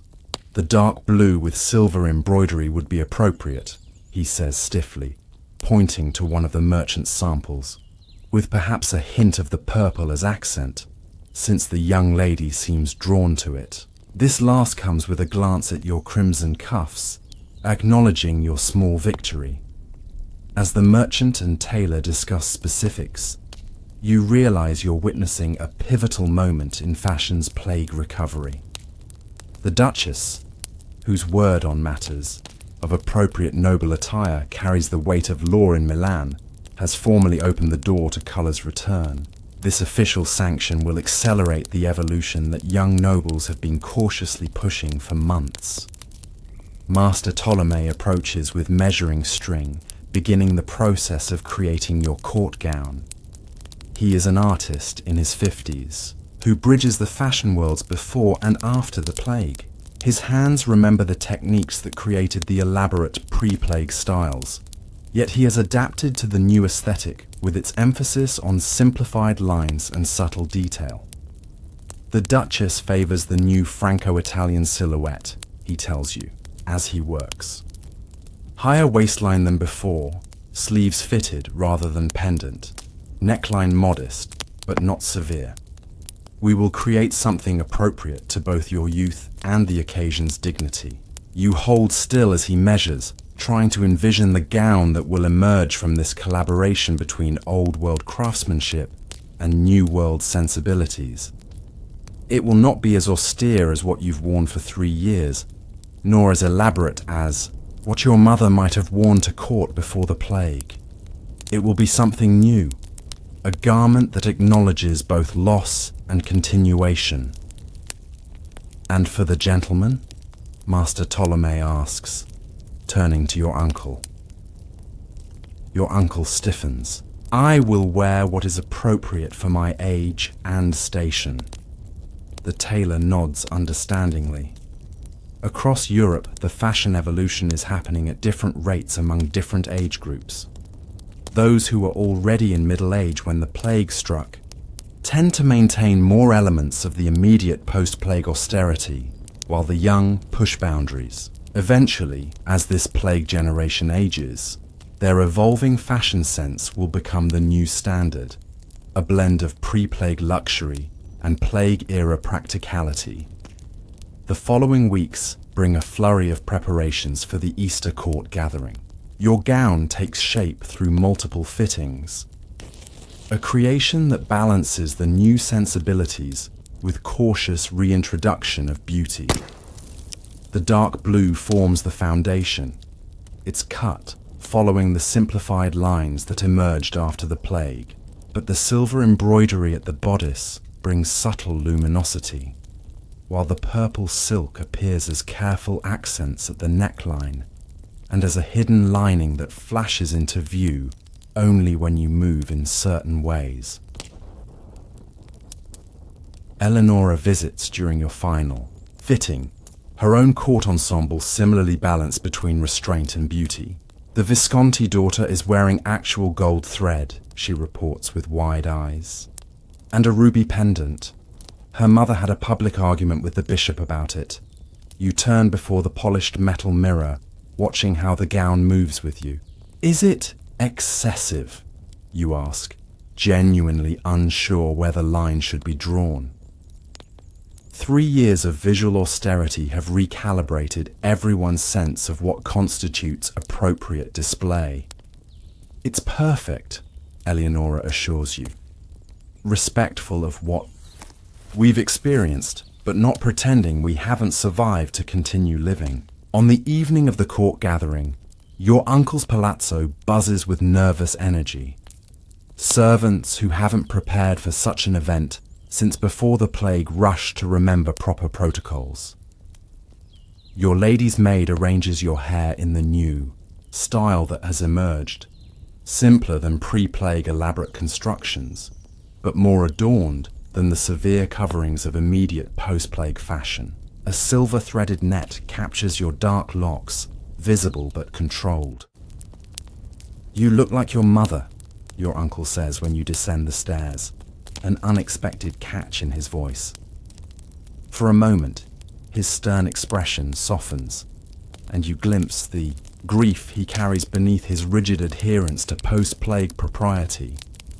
His own attire remains severely conservative, black wool with only a dark green cape as concession to the special occasion. The Duke's palace glows with more candles than you've seen burning since before the plague, when resource conservation became both practical necessity and moral imperative. The Great Hall is filled with Milan's surviving nobility, and the visual impact is immediately striking. A room divided not just by age, but by philosophy, expressed through fabric and color. The older generation largely maintains the austere styles that emerged after the plague, with only minor concessions to the occasion. Dark colors dominate, cuts remain simplified, jewelry is minimal. But the younger nobles, those who, like you, were children or just entering adulthood when the plague struck, have embraced the official sanction to reintroduce color and cautious luxury. Paolo finds you almost immediately, his eyes appreciative, as he takes in your gown. His own attire speaks volumes, a tunic of deep green velvet, with subtle gold embroidery at the collar, paired with dark hose and boots of exceptionally fine leather. Like your gown, his ensemble navigates the delicate balance between plague-era restraint and cautious reintroduction of elements that might have been considered excessive just months ago. "You look magnificent," he says, bowing formally. The Duke's son has already asked who created your gown. You feel a flush of pleasure, both at the compliment and at the validation that your sartorial choices have positioned you correctly within this complex social moment. Fashion has always been political, always been how status and alliances are visually signaled. But in the wake of the plague, these signals carry even greater significance. As Paolo leads you through the formal greeting line, you observe how the Duchess herself has chosen to dress in rich burgundy velvet with silver embroidery, modest in cut but undeniably luxurious in material. Her choice sets the standard for what is now acceptable, a visual declaration that Milan is officially emerging from the most severe period of plague-era restraint.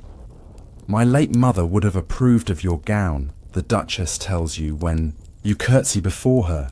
"She always said that beauty honors God when displayed with appropriate humility." This theological framing, that beauty can honor rather than offend divine will when properly contextualized, has become increasingly common as religious authorities negotiate fashion's evolution beyond plague-era austerity.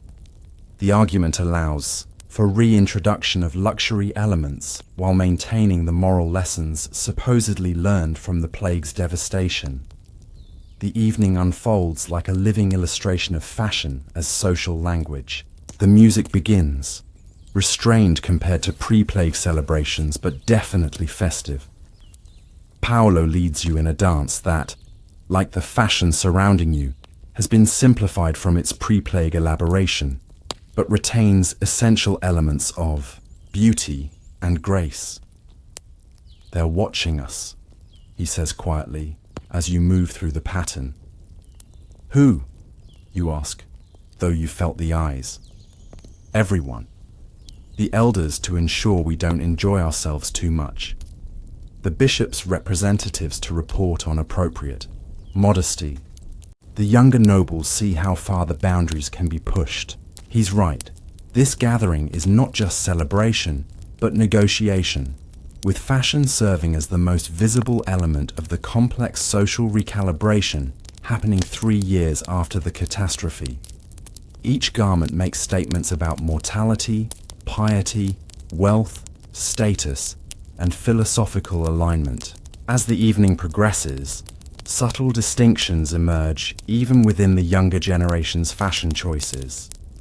Those from traditionally conservative families maintain darker colors with minimal embellishment, while those from merchant families or houses with international connections embrace more color and detail. Young women whose families are seeking advantageous marriage alliances wear the most carefully balanced ensembles, modest enough to signal virtue, beautiful enough to attract notice. You find yourself in conversation with the Duke's youngest son, a man of 25 who survived the plague while his twin brother did not. His attire reflects his unique status, rich materials appropriate to his rank, cut with the new simplified lines, but incorporating a band of black at one sleeve. "For Lorenzo," he explains, catching your glance at this detail. "So he is with me even as life continues." This fusion of mourning elements with renewed luxury has become increasingly common. Visual reminders of loss incorporated into garments that otherwise embrace life's continuation. Memorial embroidery hidden inside garments. The use of fabric from deceased loved ones' clothing as linings or accents in new creations.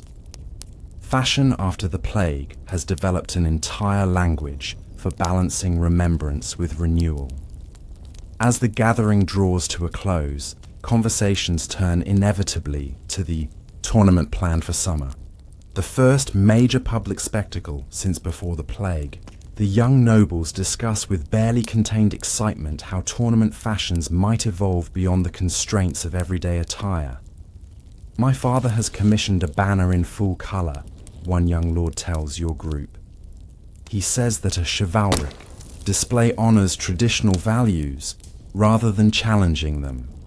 This strategic framing, positioning renewed luxury as honouring tradition rather than embracing excess, has enabled faster fashion evolution in certain contexts. By connecting new styles to pre-plague values considered virtuous, the young generation creates space for beauty's return without direct confrontation with religious or social authorities. On the journey home through Milan's torchlit streets, your uncle is quiet, observing the city with thoughtful eyes. Finally, he speaks. "Your mother had a gown in that same blue for my wedding to your aunt before you were born."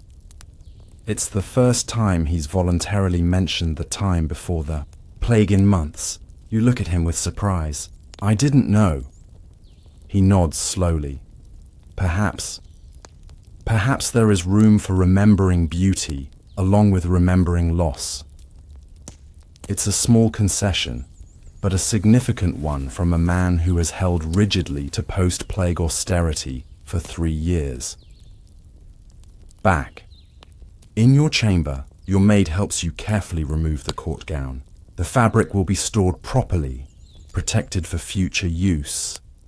Resources remain too precious to treat garments casually. Another lasting impact of the plague years on fashion practices. As you prepare for sleep, you reflect on how this evening represented a turning point, not just for you personally, but for Milan's fashion evolution beyond plague-era constraints. The cautious reintroduction of colour and selective luxury elements has been officially sanctioned, creating space for more rapid evolution in coming months. Your generation will continue pushing those boundaries, incorporating elements of pre-plague beauty while maintaining the practical lessons learned during the catastrophe. The resulting fashion will be neither a return to previous excess nor a continuation of severe austerity, but something new. Garments that acknowledge both the fragility of life and the importance of celebrating its continuation. As you drift towards sleep, you imagine the purple silk Paolo gifted you, waiting to be incorporated into your tournament attire. By summer, perhaps even your uncle will be ready to add a touch of color to his own ensemble. Fashion, like society itself, heals, slowly, unevenly, but with persistent movement toward whatever new normal awaits on the horizon of history. This moment fades softly now. Let's continue on, deeper into the past. Sunlight dances across azure waters, illuminating the billowing sails of merchant vessels brave enough to cross seas once feared cursed by death's touch.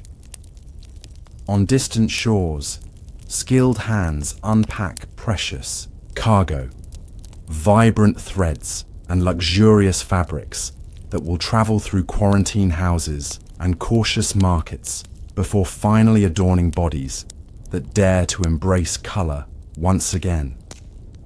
You stand at the edge of Venice's bustling Rialto Quay, the salt-laden breeze tugging at your heavy merchant's cloak. The morning sun glints across the lagoon's surface, illuminating the forest of masts that has, at long last, begun to resemble the pre-plague glory of Europe's greatest trading port.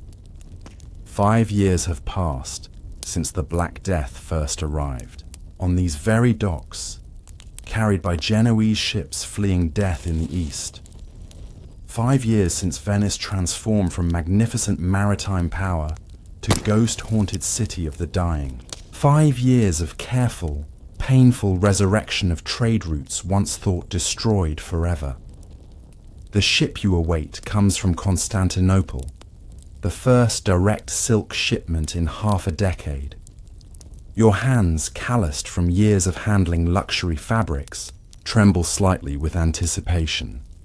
As chief factor for the Morosini trading house, you have survived not just the plague that took your wife and eldest son, but the economic devastation that followed.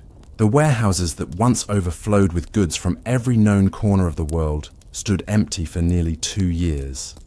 The workshops where skilled artisans transformed raw silk into the fabrics that adorned Europe's nobility fell silent. There, masters dead or fled. But Venice is nothing if not resilient. While other cities turned inward after the plague, shunning foreign contact, the most serene republic recognized that its very survival depended on trade. Cautious experimentation with new safety protocols, quarantining ships before allowing goods to be unloaded, establishing lazarettos on outlying islands, creating complex documentation systems to track the movement of both people and goods, has slowly rebuilt confidence in Venetian commerce. The distinctive red and gold flag of the Contarini shipping family appears on the horizon, and excited murmurs ripple through the gathered merchants. This particular vessel has been at sea for nearly 2 months, making its way from Constantinople with stops at Cyprus and Crete. Its cargo holds contain not just raw silk from as far away as Cathay, but dyes, spices, and pattern books showing the latest Eastern styles, all precious commodities in fashion's slow recovery from plague-era austerity. They're flying the clean flag, observes Lorenzo, your assistant and nephew, his young face bright with excitement. The white flag indicates the ship has experienced no illness during its voyage. Crucial information in this new era where disease awareness shapes every aspect of international trade. Still, they'll be directed to the quarantine island. You remind him. Venice's newly established policy requires all ships from the east to anchor at the Lazaretto for 40 days before cargo can be brought to the main city. We won't see the silks for at least another month. Lorenzo's expression falls slightly. At 20, he represents the generation of merchants who began their careers after the plague, young men trained in commercial practices that simply didn't exist before. The complex quarantine systems, the new documentation requirements, the careful inspection protocols, all these have become standard practice for him, while for you, they remain strange innovations necessitated by catastrophe. Uncle, he says, watching the approaching vessel, do you think the Milanese buyer will wait that long? His letter seemed most insistent about the crimson silk for his daughter's wedding gown. You consider this as port officials row out to meet the incoming ship. He has little choice. Milan's own silk industry hasn't recovered to pre-plague capacity, and the French merchants still charge double what we do. You adjust your heavy gold chain of office, a Venetian merchant symbol of status and guild affiliation. Besides, Venetian quarantine certification now adds value. Buyers know our goods are safer. This transformation, from quarantine as necessary burden to quarantine as value-adding process, represents one of the most significant changes in luxury goods trade since the plague. The wealthy no longer simply want beautiful fabrics. They want fabrics they can trust not to carry death into their households. Venice's rigorous system has become a selling point, allowing the city to rebuild its trade dominance, even with increased costs and delayed deliveries. The portmaster signals for the ship to proceed to the quarantine island, rather than the main harbor. Standard procedure, but still a reminder of how fundamentally trade has changed.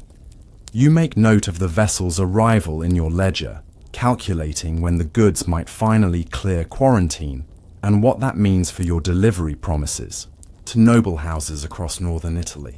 Come, you tell Lorenzo, turning from the harbor. We should visit the dye workshops while we wait.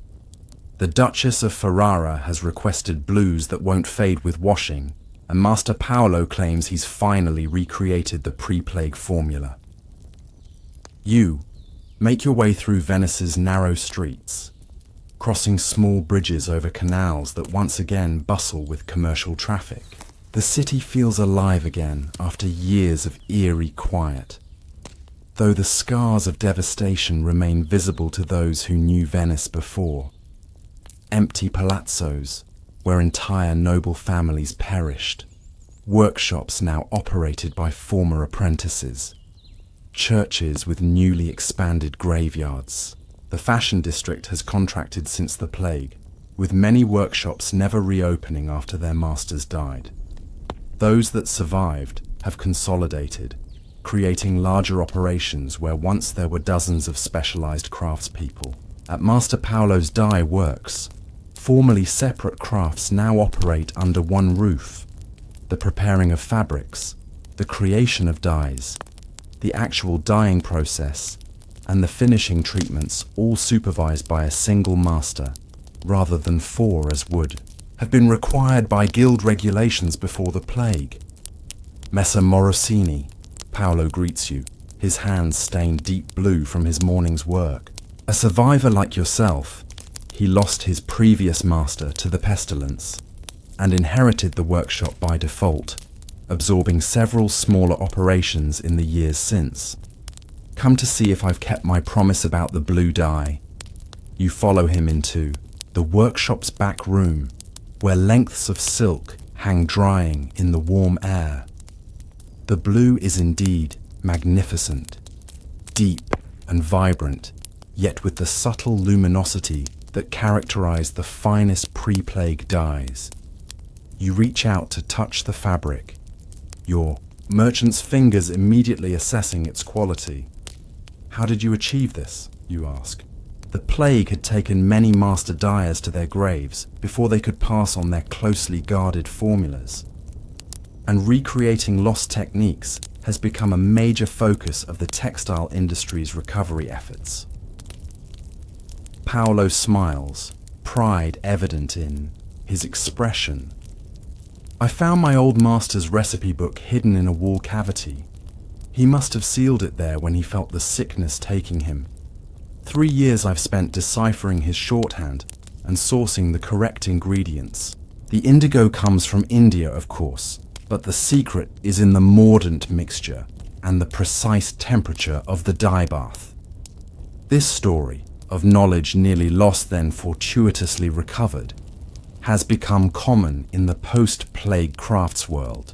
The desperate race to reclaim techniques that died with their masters has fueled innovation alongside restoration, creating a unique moment where fashion looks simultaneously backward and forward. The Duchess will be pleased, you tell him, mentally calculating how this exceptional blue might command a premium price. Her letter specified that the wedding gown must recall the glory of Venice before our trials, while acknowledging the more modest sensibilities of the current time. Paolo nods understanding. The cut and construction simplified, but the color and fabric speaking of renewed prosperity. I see it more and more in commissions from the northern courts. They want to signal both piety and power. This delicate balancing act between showing appropriate respect for plague losses while demonstrating that elite status remains intact has become central to aristocratic fashion choices across Europe. Nobles who once competed through ever more elaborate styles now compete through subtle signifiers of quality and tasteful luxury, with the finest dyes and fabrics serving as markers of distinction within otherwise modest silhouettes.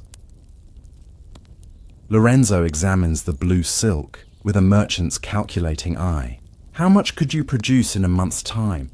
The ship from Constantinople has just arrived with raw silk that will clear quarantine by mid-June. If the silk is of good quality, I could prepare enough for 3 court gowns, Paolo estimates. Though I'll need to acquire more lapis for the final finishing process. The Cypriot traders promised a shipment by month's end. The intricate supply chains that once seemed so reliable before the plague now require constant attention and backup planning. Each component, from raw silk to dye stuffs to finishing materials, follows its own unpredictable timeline of availability.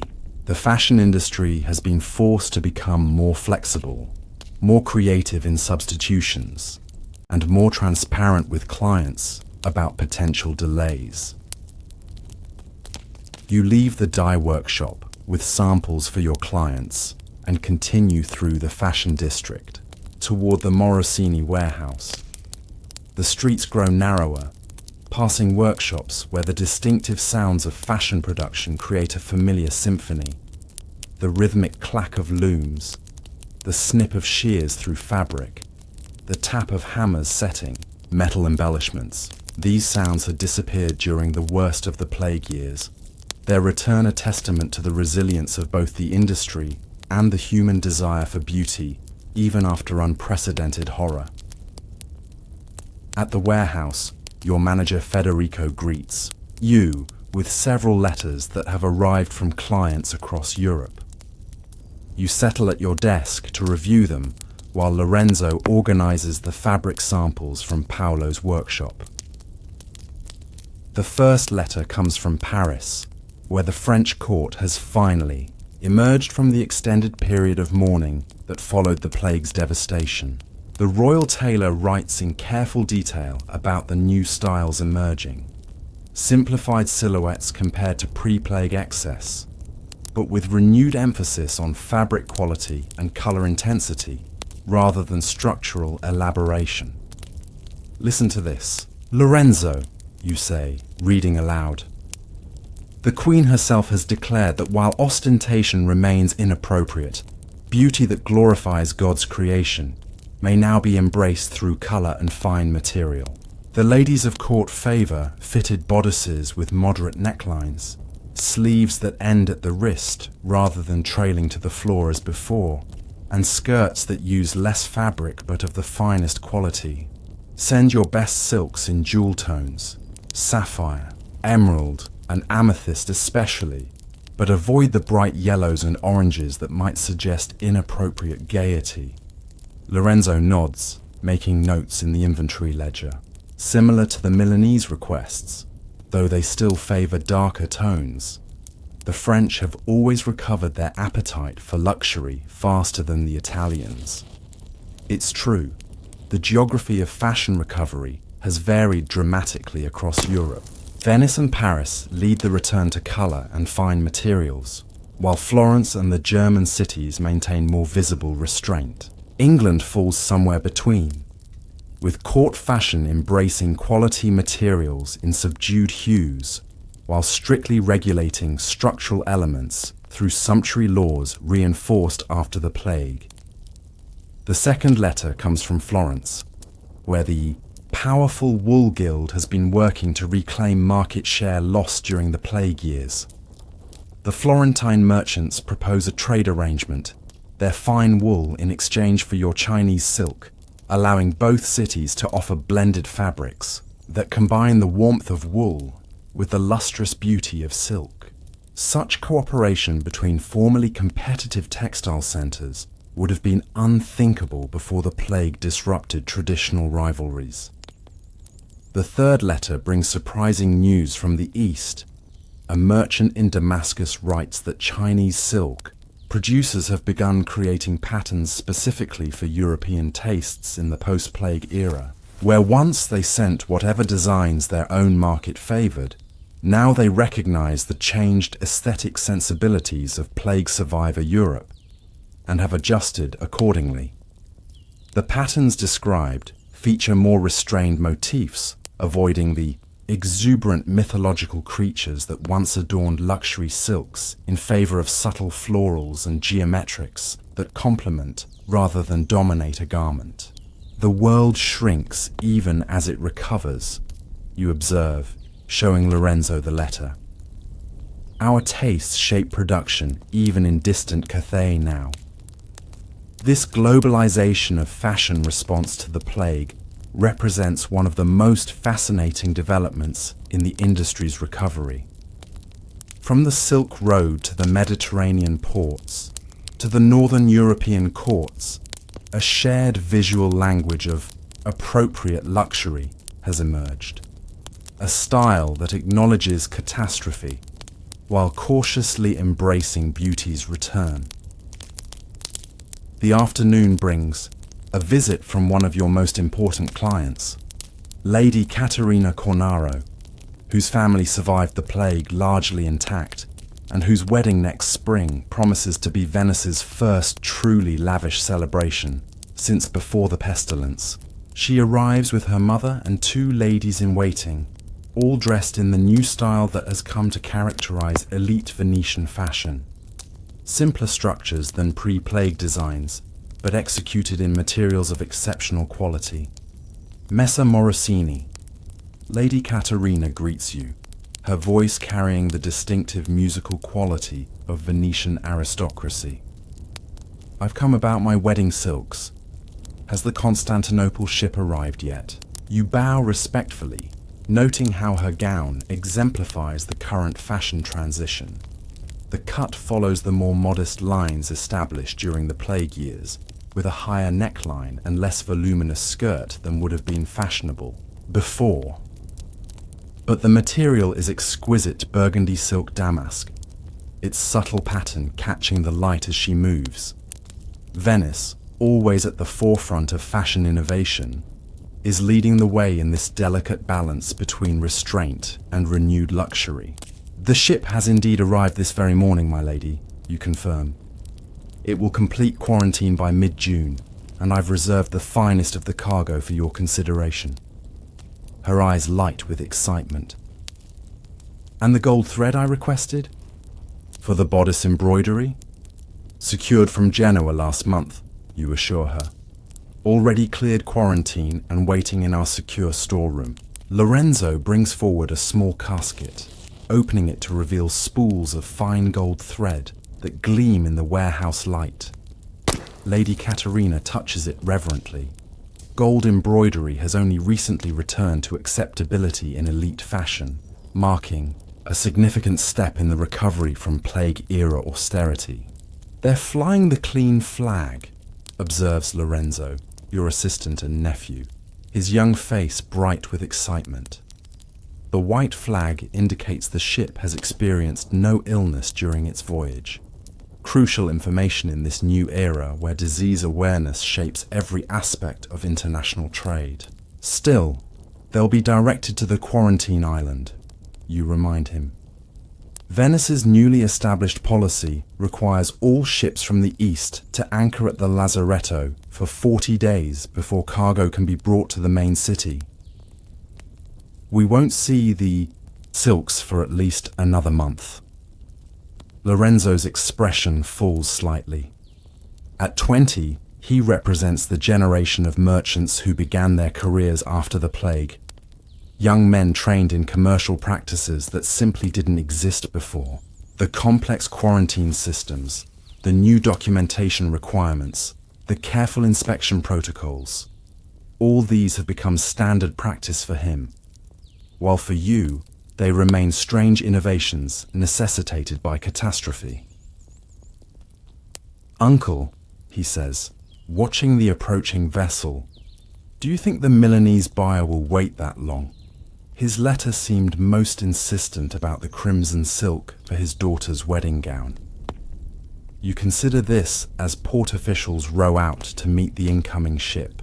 He has little choice. Milan's own silk industry hasn't recovered to pre-plague capacity, and the French merchants still charge double what we do. You adjust your heavy gold chain of office, a Venetian merchant's symbol of status and guild affiliation. Besides, Venetian quarantine certification now adds value. Buyers know our goods are safer. This transformation, from quarantine as necessary burden to quarantine as value-adding process, represents one of the most significant changes in luxury goods trade since the plague. The wealthy no longer simply want beautiful fabrics. They want fabrics they can trust not to carry death into their households. Venice's rigorous system has become a selling point, allowing the city to rebuild its trade dominance even with increased costs and delayed deliveries.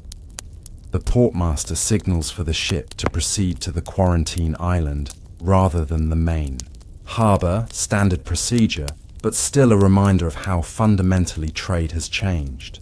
You make note of the vessel's arrival in your ledger, calculating when the goods might finally clear quarantine, and what that means for your delivery promises to noble houses across northern Italy.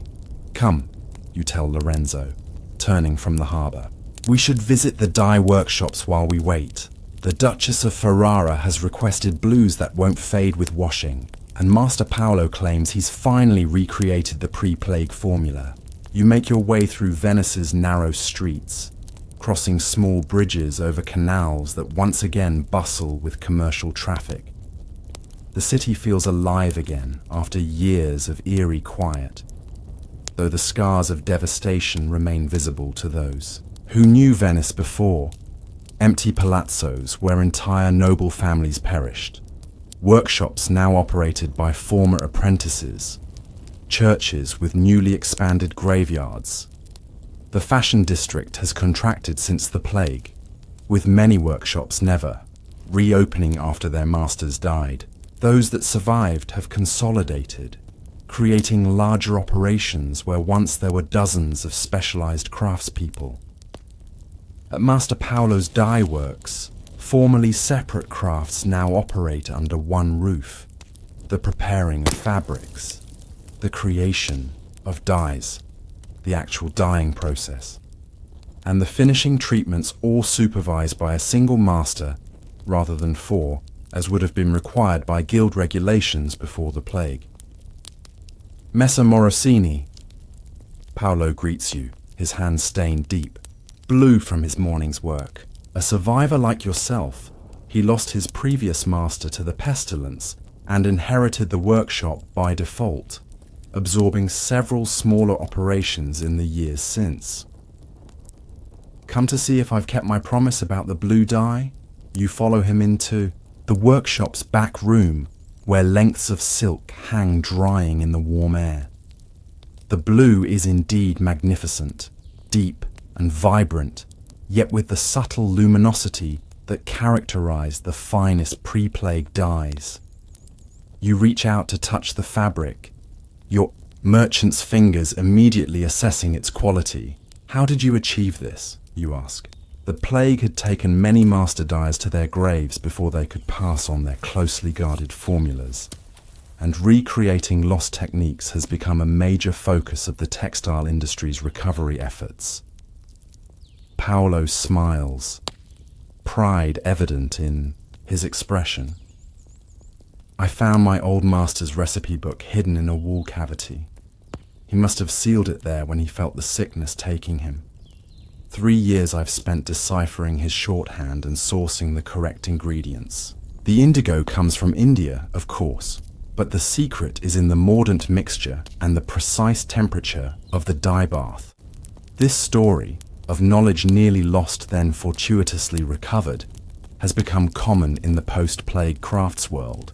The desperate race to reclaim techniques that died with their masters has fueled innovation alongside restoration, creating a unique moment where fashion looks simultaneously backward and forward. The Duchess will be pleased, you tell him, mentally calculating how this exceptional blue might command a premium price.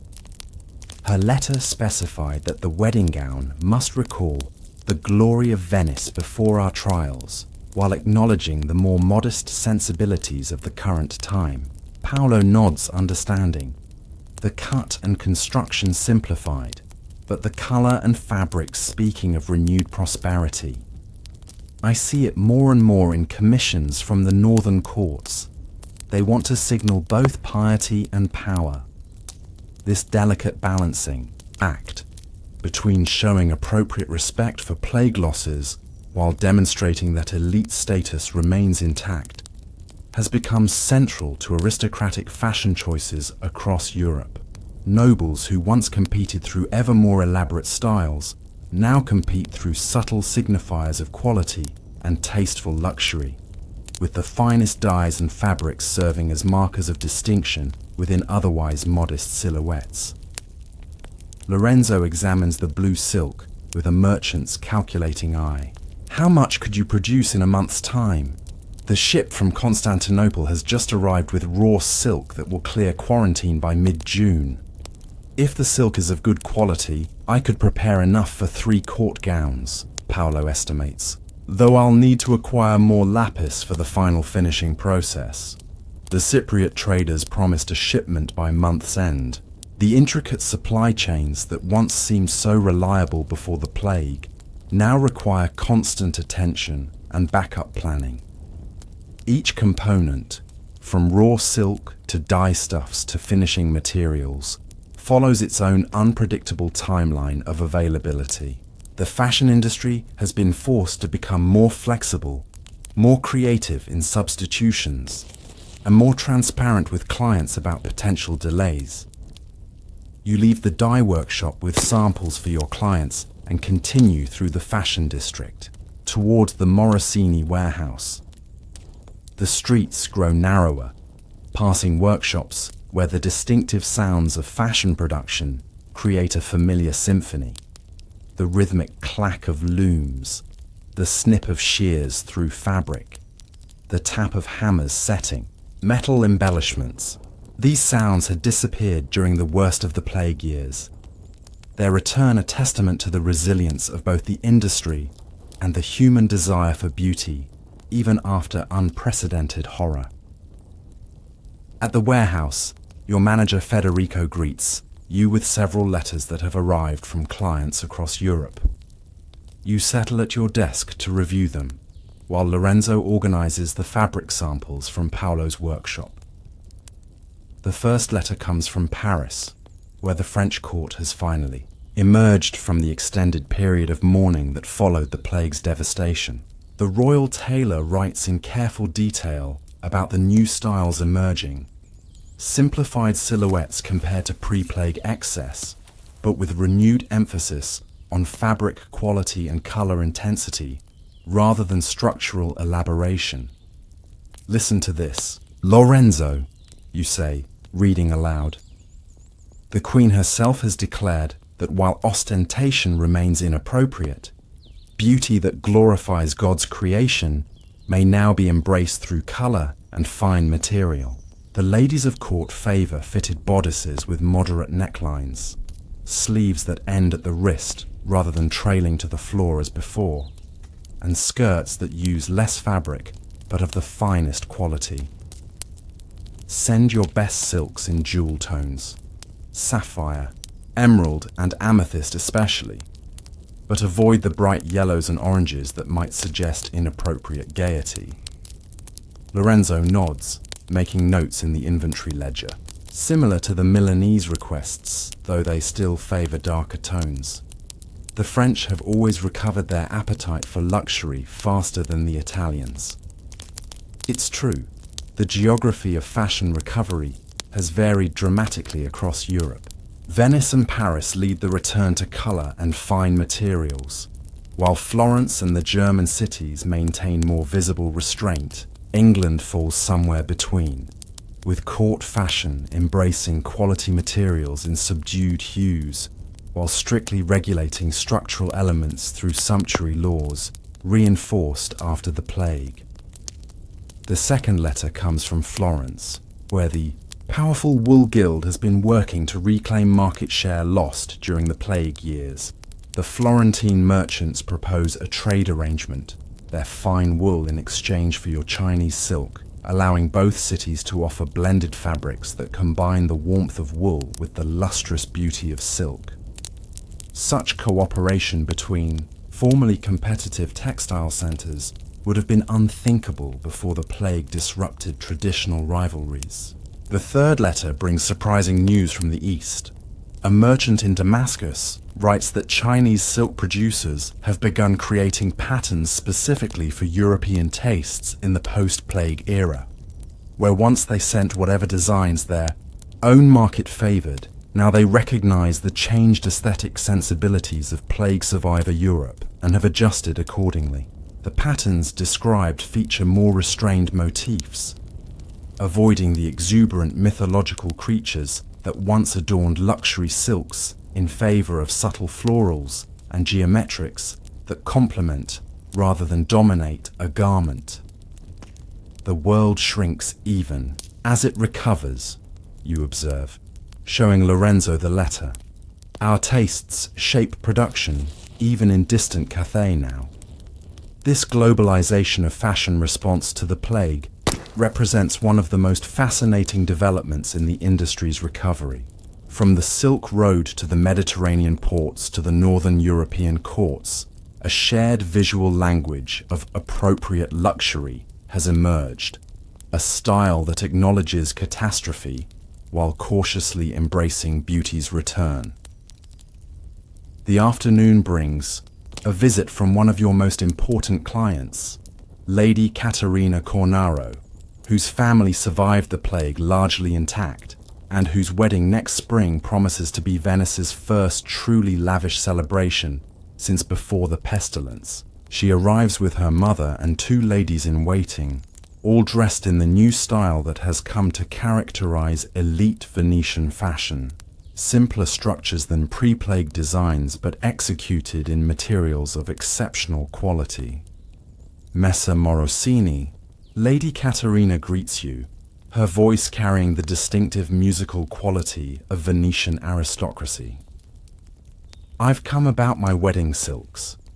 Has the Constantinople ship arrived yet? You bow respectfully, noting how her gown exemplifies the current fashion transition. The cut follows the more modest lines established during the plague years, with a higher neckline and less voluminous skirt than would have been fashionable before. But the material is exquisite burgundy silk damask, its subtle pattern catching the light as she moves. Venice, always at the forefront of fashion innovation, is leading the way in this delicate balance between restraint and renewed luxury. The ship has indeed arrived this very morning, my lady, you confirm. It will complete quarantine by mid-June, and I've reserved the finest of the cargo for your consideration. Her eyes light with excitement. And the gold thread I requested for the bodice embroidery. Secured from Genoa last month, you assure her. Already cleared quarantine and waiting in our secure storeroom. Lorenzo brings forward a small casket, opening it to reveal spools of fine gold thread that gleam in the warehouse light. Lady Caterina touches it reverently. Gold embroidery has only recently returned to acceptability in elite fashion, marking a significant step in the recovery from plague-era austerity. Perfect, she approves. My grandmother had gold embroidery on her wedding gown before... She doesn't need to finish the sentence. Everyone measures time this way now, before the plague, during the dying, after survival. It feels right to connect to that tradition again, now that enough time has passed. Her mother, dressed in the darker, more conservative style favored by the older generation, looks less certain. The bishop has only recently relaxed his guidance on such matters, she reminds her daughter. Perhaps silver thread would be a more moderate choice. This intergenerational negotiation has become common in fashion decisions across Europe. Those who were already adults when the plague struck tend to maintain more elements of mourning in their dress, while younger clients push toward more rapid reintroduction of beauty and luxury. The compromise typically involves maintaining modest structural elements while carefully reintroducing richness through material and color. What of the pattern, you ask diplomatically, guiding the conversation toward productive decisions. I have several options drawn by our finest pattern makers. Lorenzo brings forward a portfolio of designs, each carefully balanced to suit current sensibilities. Where pre-plague wedding gowns would have featured elaborate scenes from classical mythology or Christian symbolism covering entire skirts, these designs focus embellishment at strategic points: the bodice, the sleeve cuffs, perhaps a bordered hem. The effect suggests richness without ostentation, celebration without excess. As Lady Katerina and her mother discuss the patterns, you reflect on how fundamentally fashion's visual language has transformed.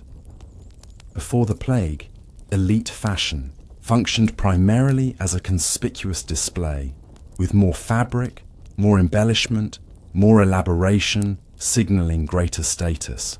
In the immediate aftermath, fashion became a visual marker of shared mourning and spiritual humility, with austere fabrics and somber colors dominating every social class. Now, 5 years later, a new visual language has emerged, one where quality, rather than quantity, signifies status, where the finest materials in simpler forms have replaced elaborate constructions, where color has returned but in more subtle, complex tones than the bright primary hues that dominated pre-plague festivities. The fashion industry itself has adapted to produce these new signifiers of elite status, with master dyers, weavers, and embroiderers becoming even more valued than before as their skills dwindled in number. Lady Katerina selects a pattern featuring pomegranates and vines, traditional symbols of fertility and abundance, made acceptable in the post-plague context through restrained execution. This one, I think, she decides, with the gold thread concentrated at the bodice and cuffs, and perhaps a thin border at the hem. Nothing more. Her mother nods approval at this tasteful compromise. And for the veil, Master Paolo has recreated the blue dye your family has traditionally favored, you offer. Perhaps a blue silk veil with minimal gold thread embroidery at the edges. It would complement the gown while honoring your house colors. This suggestion, linking current fashion choices to family tradition, has proven effective in navigating the complex emotions surrounding luxury's return after mass death. By framing renewed richness as connection to heritage rather than frivolous innovation, the fashion industry has found language acceptable even to religious authorities who might otherwise condemn a return to beauty. After Lady Katerina and her entourage depart, you and Lorenzo update the commission ledgers, calculating materials needed and scheduling the complex sequence of specialized craftspeople who will transform raw silk into a wedding gown worthy of a Venetian noblewoman. The process involves far more coordination than before the plague, when each craft guild operated in relative isolation with abundant skilled labor. We'll need to reserve time with Master Antonio for the cutting, Lorenzo notes, referring to one of the few master tailors who survived.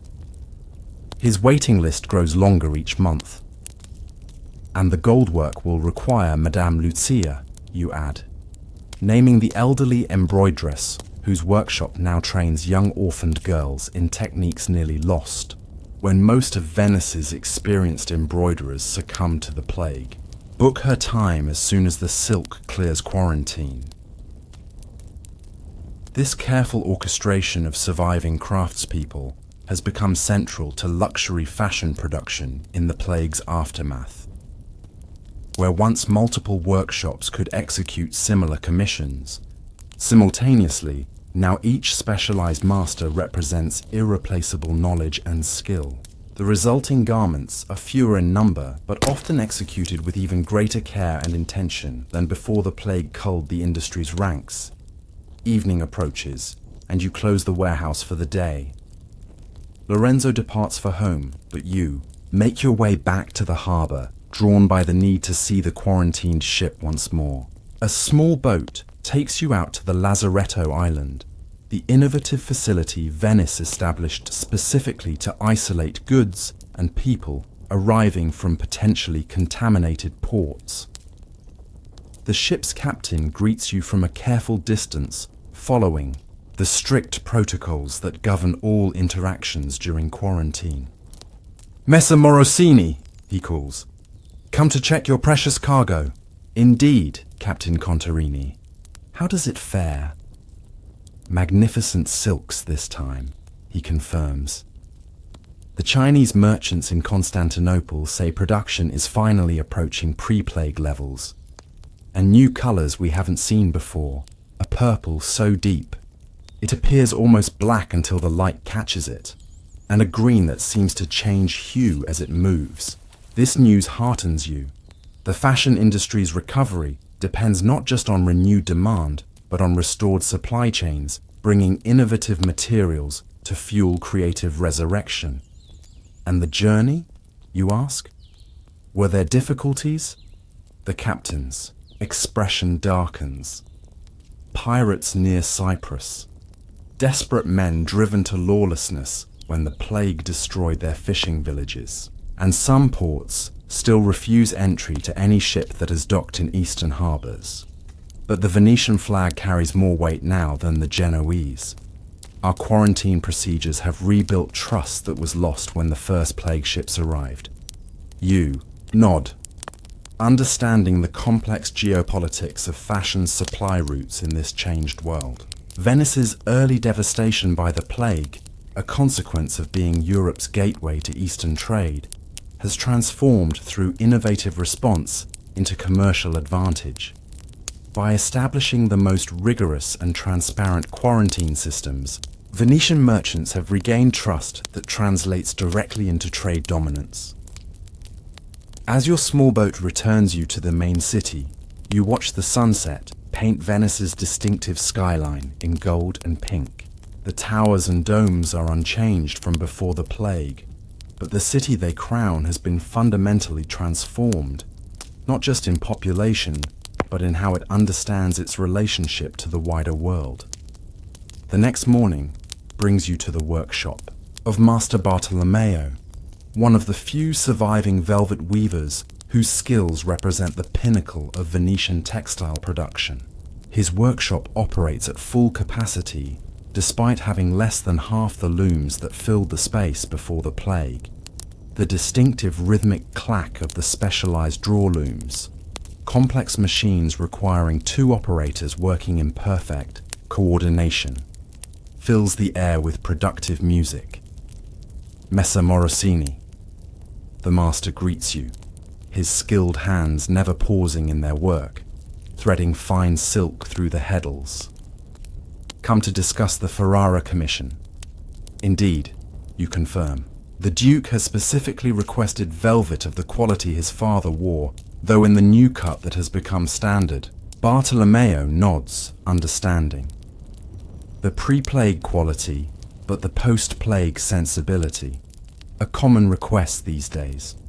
He gestures to a partially completed length of deep green velvet on the nearest loom. We've finally recreated the pile height that characterized our finest pre-plague velvets. It requires more silk and more time than the simplified versions we produced immediately after, but the difference is undeniable.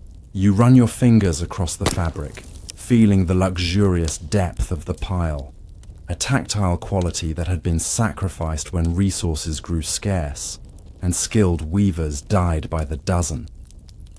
This return to pre-plague quality standards while maintaining the more restrained designs of the post-plague era characterizes fashion's current evolution across Europe. The Duke will be pleased, you approve, though his letter emphasized that the cut must remain appropriately modest. No excessive fabric, no trailing sleeves or exaggerated proportions. Of course, Bartolomeo agrees. Luxury now speaks through quality rather than quantity. It's actually a more skilled art, creating distinction within restrained parameters. This insight echoes across the fashion industry's recovery. The excess and exaggeration that characterized pre-plague elite fashion have been replaced by an aesthetic that values exceptional execution of simplified designs.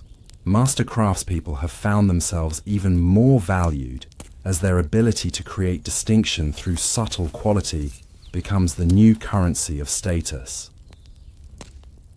As you leave the velvet workshop, a messenger finds you with unexpected news.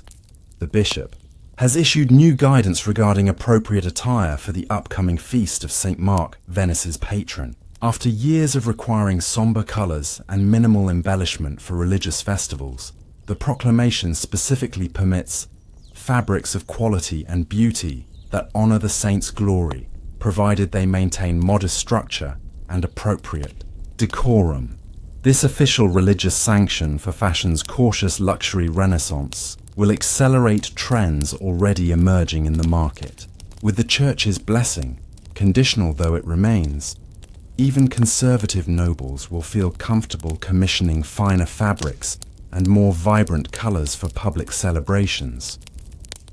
You immediately redirect your steps toward the cathedral square, where cloth merchants have already begun setting up temporary stalls in anticipation of increased demand. The square buzzes with energy as news of the bishop's proclamation spreads, creating an atmosphere of cautious excitement not felt since before the plague. A group of young noblewomen examine silks at a merchant's stall, their animated discussion focusing on which colors might be appropriate under the new guidance. Their current attire reflects the transitional moment in Venetian fashion. The cuts remain modest compared to pre-plague styles, with higher necklines and less voluminous skirts, but the materials have already begun incorporating greater richness. One wears deep blue silk with subtle silver thread embroidery at the cuffs. Another has chosen dark green with decorative buttons carved from imported ivory. Messer Morosini, one calls, recognizing you.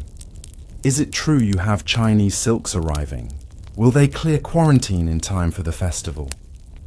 Not quite, my lady, you answer truthfully, but we have recently received a shipment of fine Byzantine silks, already cleared and ready for immediate commission. The distinction matters greatly in this new commercial environment. Before the plague, customers rarely inquired about a fabric's quarantine status or origin point. Now, these details are essential information, with properly quarantined goods commanding premium prices, not just for safety, but for the social statement they allow the wearer to make, that they value community health alongside personal adornment. As you continue through the bustling market, you notice how fashion's recovery manifests differently across social classes. The nobility have begun reintroducing luxury elements within the simplified silhouettes established after the plague. Wealthy merchants favor high-quality materials in darker colors, signaling both prosperity and appropriate restraint. Common craftsfolk wear simpler versions executed in better materials than the immediate post-plague years allowed, while the poorest still dress in practical garments that have changed little except perhaps in becoming slightly better constructed, as guild restrictions on production loosened from necessity. You encounter an acquaintance from the Dye Workers Guild, his hands stained purple from his trade. Messer Morosini, he greets you. Have you heard? The council has finally approved our petition to reorganize the guild structure. We no longer need 5 years apprenticeship before progression. 3 will suffice, given our desperate need for skilled colorists. This institutional reform represents another facet of fashion's plague recovery. Guild regulations that once strictly controlled who could produce what and how have been necessarily relaxed to accommodate the decimated workforce. Apprentices advance faster. Women have entered trades previously closed to them, and boundaries between specialized crafts have blurred. The resulting industry is more flexible, more innovative, and less hierarchical than its pre-plague incarnation. By late afternoon, you've visited most of the specialized workshops that will contribute to your upcoming commissions. At each stop, you've observed the same pattern: adaptation to new realities, while striving to recapture elements of pre-plague quality. The embroidery workshop employs young apprentices working alongside the few surviving masters, learning techniques that might otherwise have been lost. The button maker's shop now also produces simple jewelry, a necessity when the Goldsmiths Guild lost nearly all its masters. The pattern makers collaborate more openly than guild regulations would have permitted before, sharing techniques that ensure knowledge survival despite individual vulnerability. Returning to your warehouse as evening approaches, you find a foreign merchant waiting, a representative from the English wool trade seeking to establish new connections with Venetian silk importers. London's fashions are finally emerging from mourning, he explains as you share cups of spiced wine. The court has declared that while modesty remains essential, quality wool and silk blends are now appropriate for formal occasions.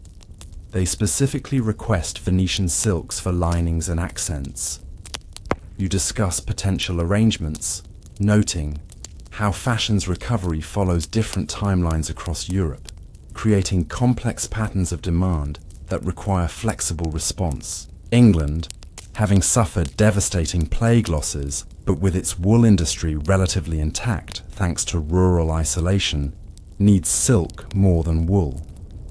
Venice, with its trade routes slowly rebuilding, but local production decimated, needs reliable wool sources.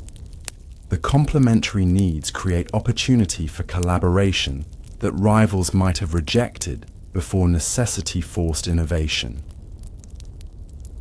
As night falls over Venice, you make your final stop of the day.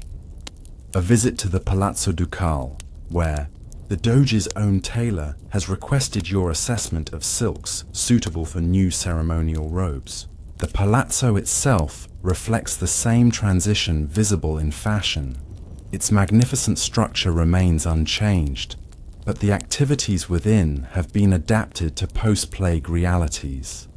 Ceremonies have been simplified, audiences reduced in size, yet the fundamental symbols of Venetian power persist, adapted rather than abandoned. The tailor greets you in his workshop, where sketches of the new ceremonial robes are laid out for inspection. The designs reveal the same careful balance seen across elite fashion. The structure simplified compared to the excessive volume and ornamentation of pre-plague designs, but the materials of exceptional quality and rich symbolism. The Doge wishes the new robes to acknowledge our losses while affirming Venice's enduring glory, the tailor explains. No excess fabric that might suggest wasteful vanity, but the finest silk damask with subtle gold thread embroidery at key points. You examine the designs with professional appreciation. Constantinople's finest workshops are producing again, you tell him. By autumn, we should have silk worthy of these designs, rich crimson with the depth of color that was lost immediately after the plague. The tailor nods approval. Perfect. The ceremonial robes will debut at the winter diplomatic reception, signaling to foreign ambassadors that Venice has truly recovered its position. Fashion speaks when words might seem boastful. This diplomatic function of fashion has gained importance. In the plague's aftermath, as cities and courts use visual signals to communicate their recovery status without appearing to minimize the catastrophe's impact. Through careful material choices and design elements, garments now telegraph complex messages about resilience, continuity, appropriate remembrance, and cautious prosperity. Later, as you cross the final bridge toward home, you pause to watch, moonlight silvering the Grand Canal. Gondolas glide over the dark water, some carrying nobility dressed for evening gatherings in the cautiously luxurious style that has emerged. Rich fabrics in deep jewel tones, simplified structures that nonetheless speak of quality and taste, subtle embellishments that reward close observation rather than announcing themselves from a distance. The transformation of Venice's fashion landscape mirrors the city's broader recovery, honoring what was lost while pragmatically adapting to new realities, finding ways to express beauty and status within parameters forever altered by catastrophe. As a merchant at the intersection of international supply and local creation, you've witnessed how the fabric of society itself has been rewoven, with new patterns emerging from necessity and innovation.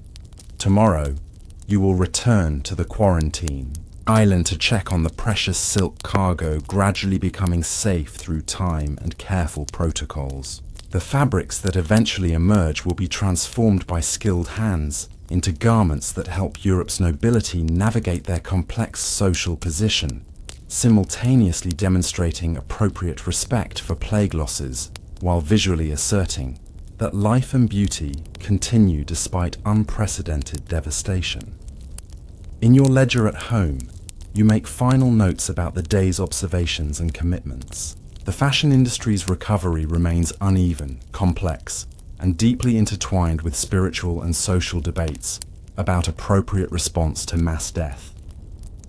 But the fundamental human desire for beauty, for self-expression through adornment, has proven as resilient as Venice itself, adapting rather than disappearing, finding new forms appropriate to a world forever changed by the Black Death's terrible passage. Thank you for spending this quiet time with us, drifting through forgotten echoes of history. If this story brought you peace, please like, subscribe, and share it with someone who needs rest. We'd love to hear from you in the comments below. Until next time, sleep well, dream softly, and good night.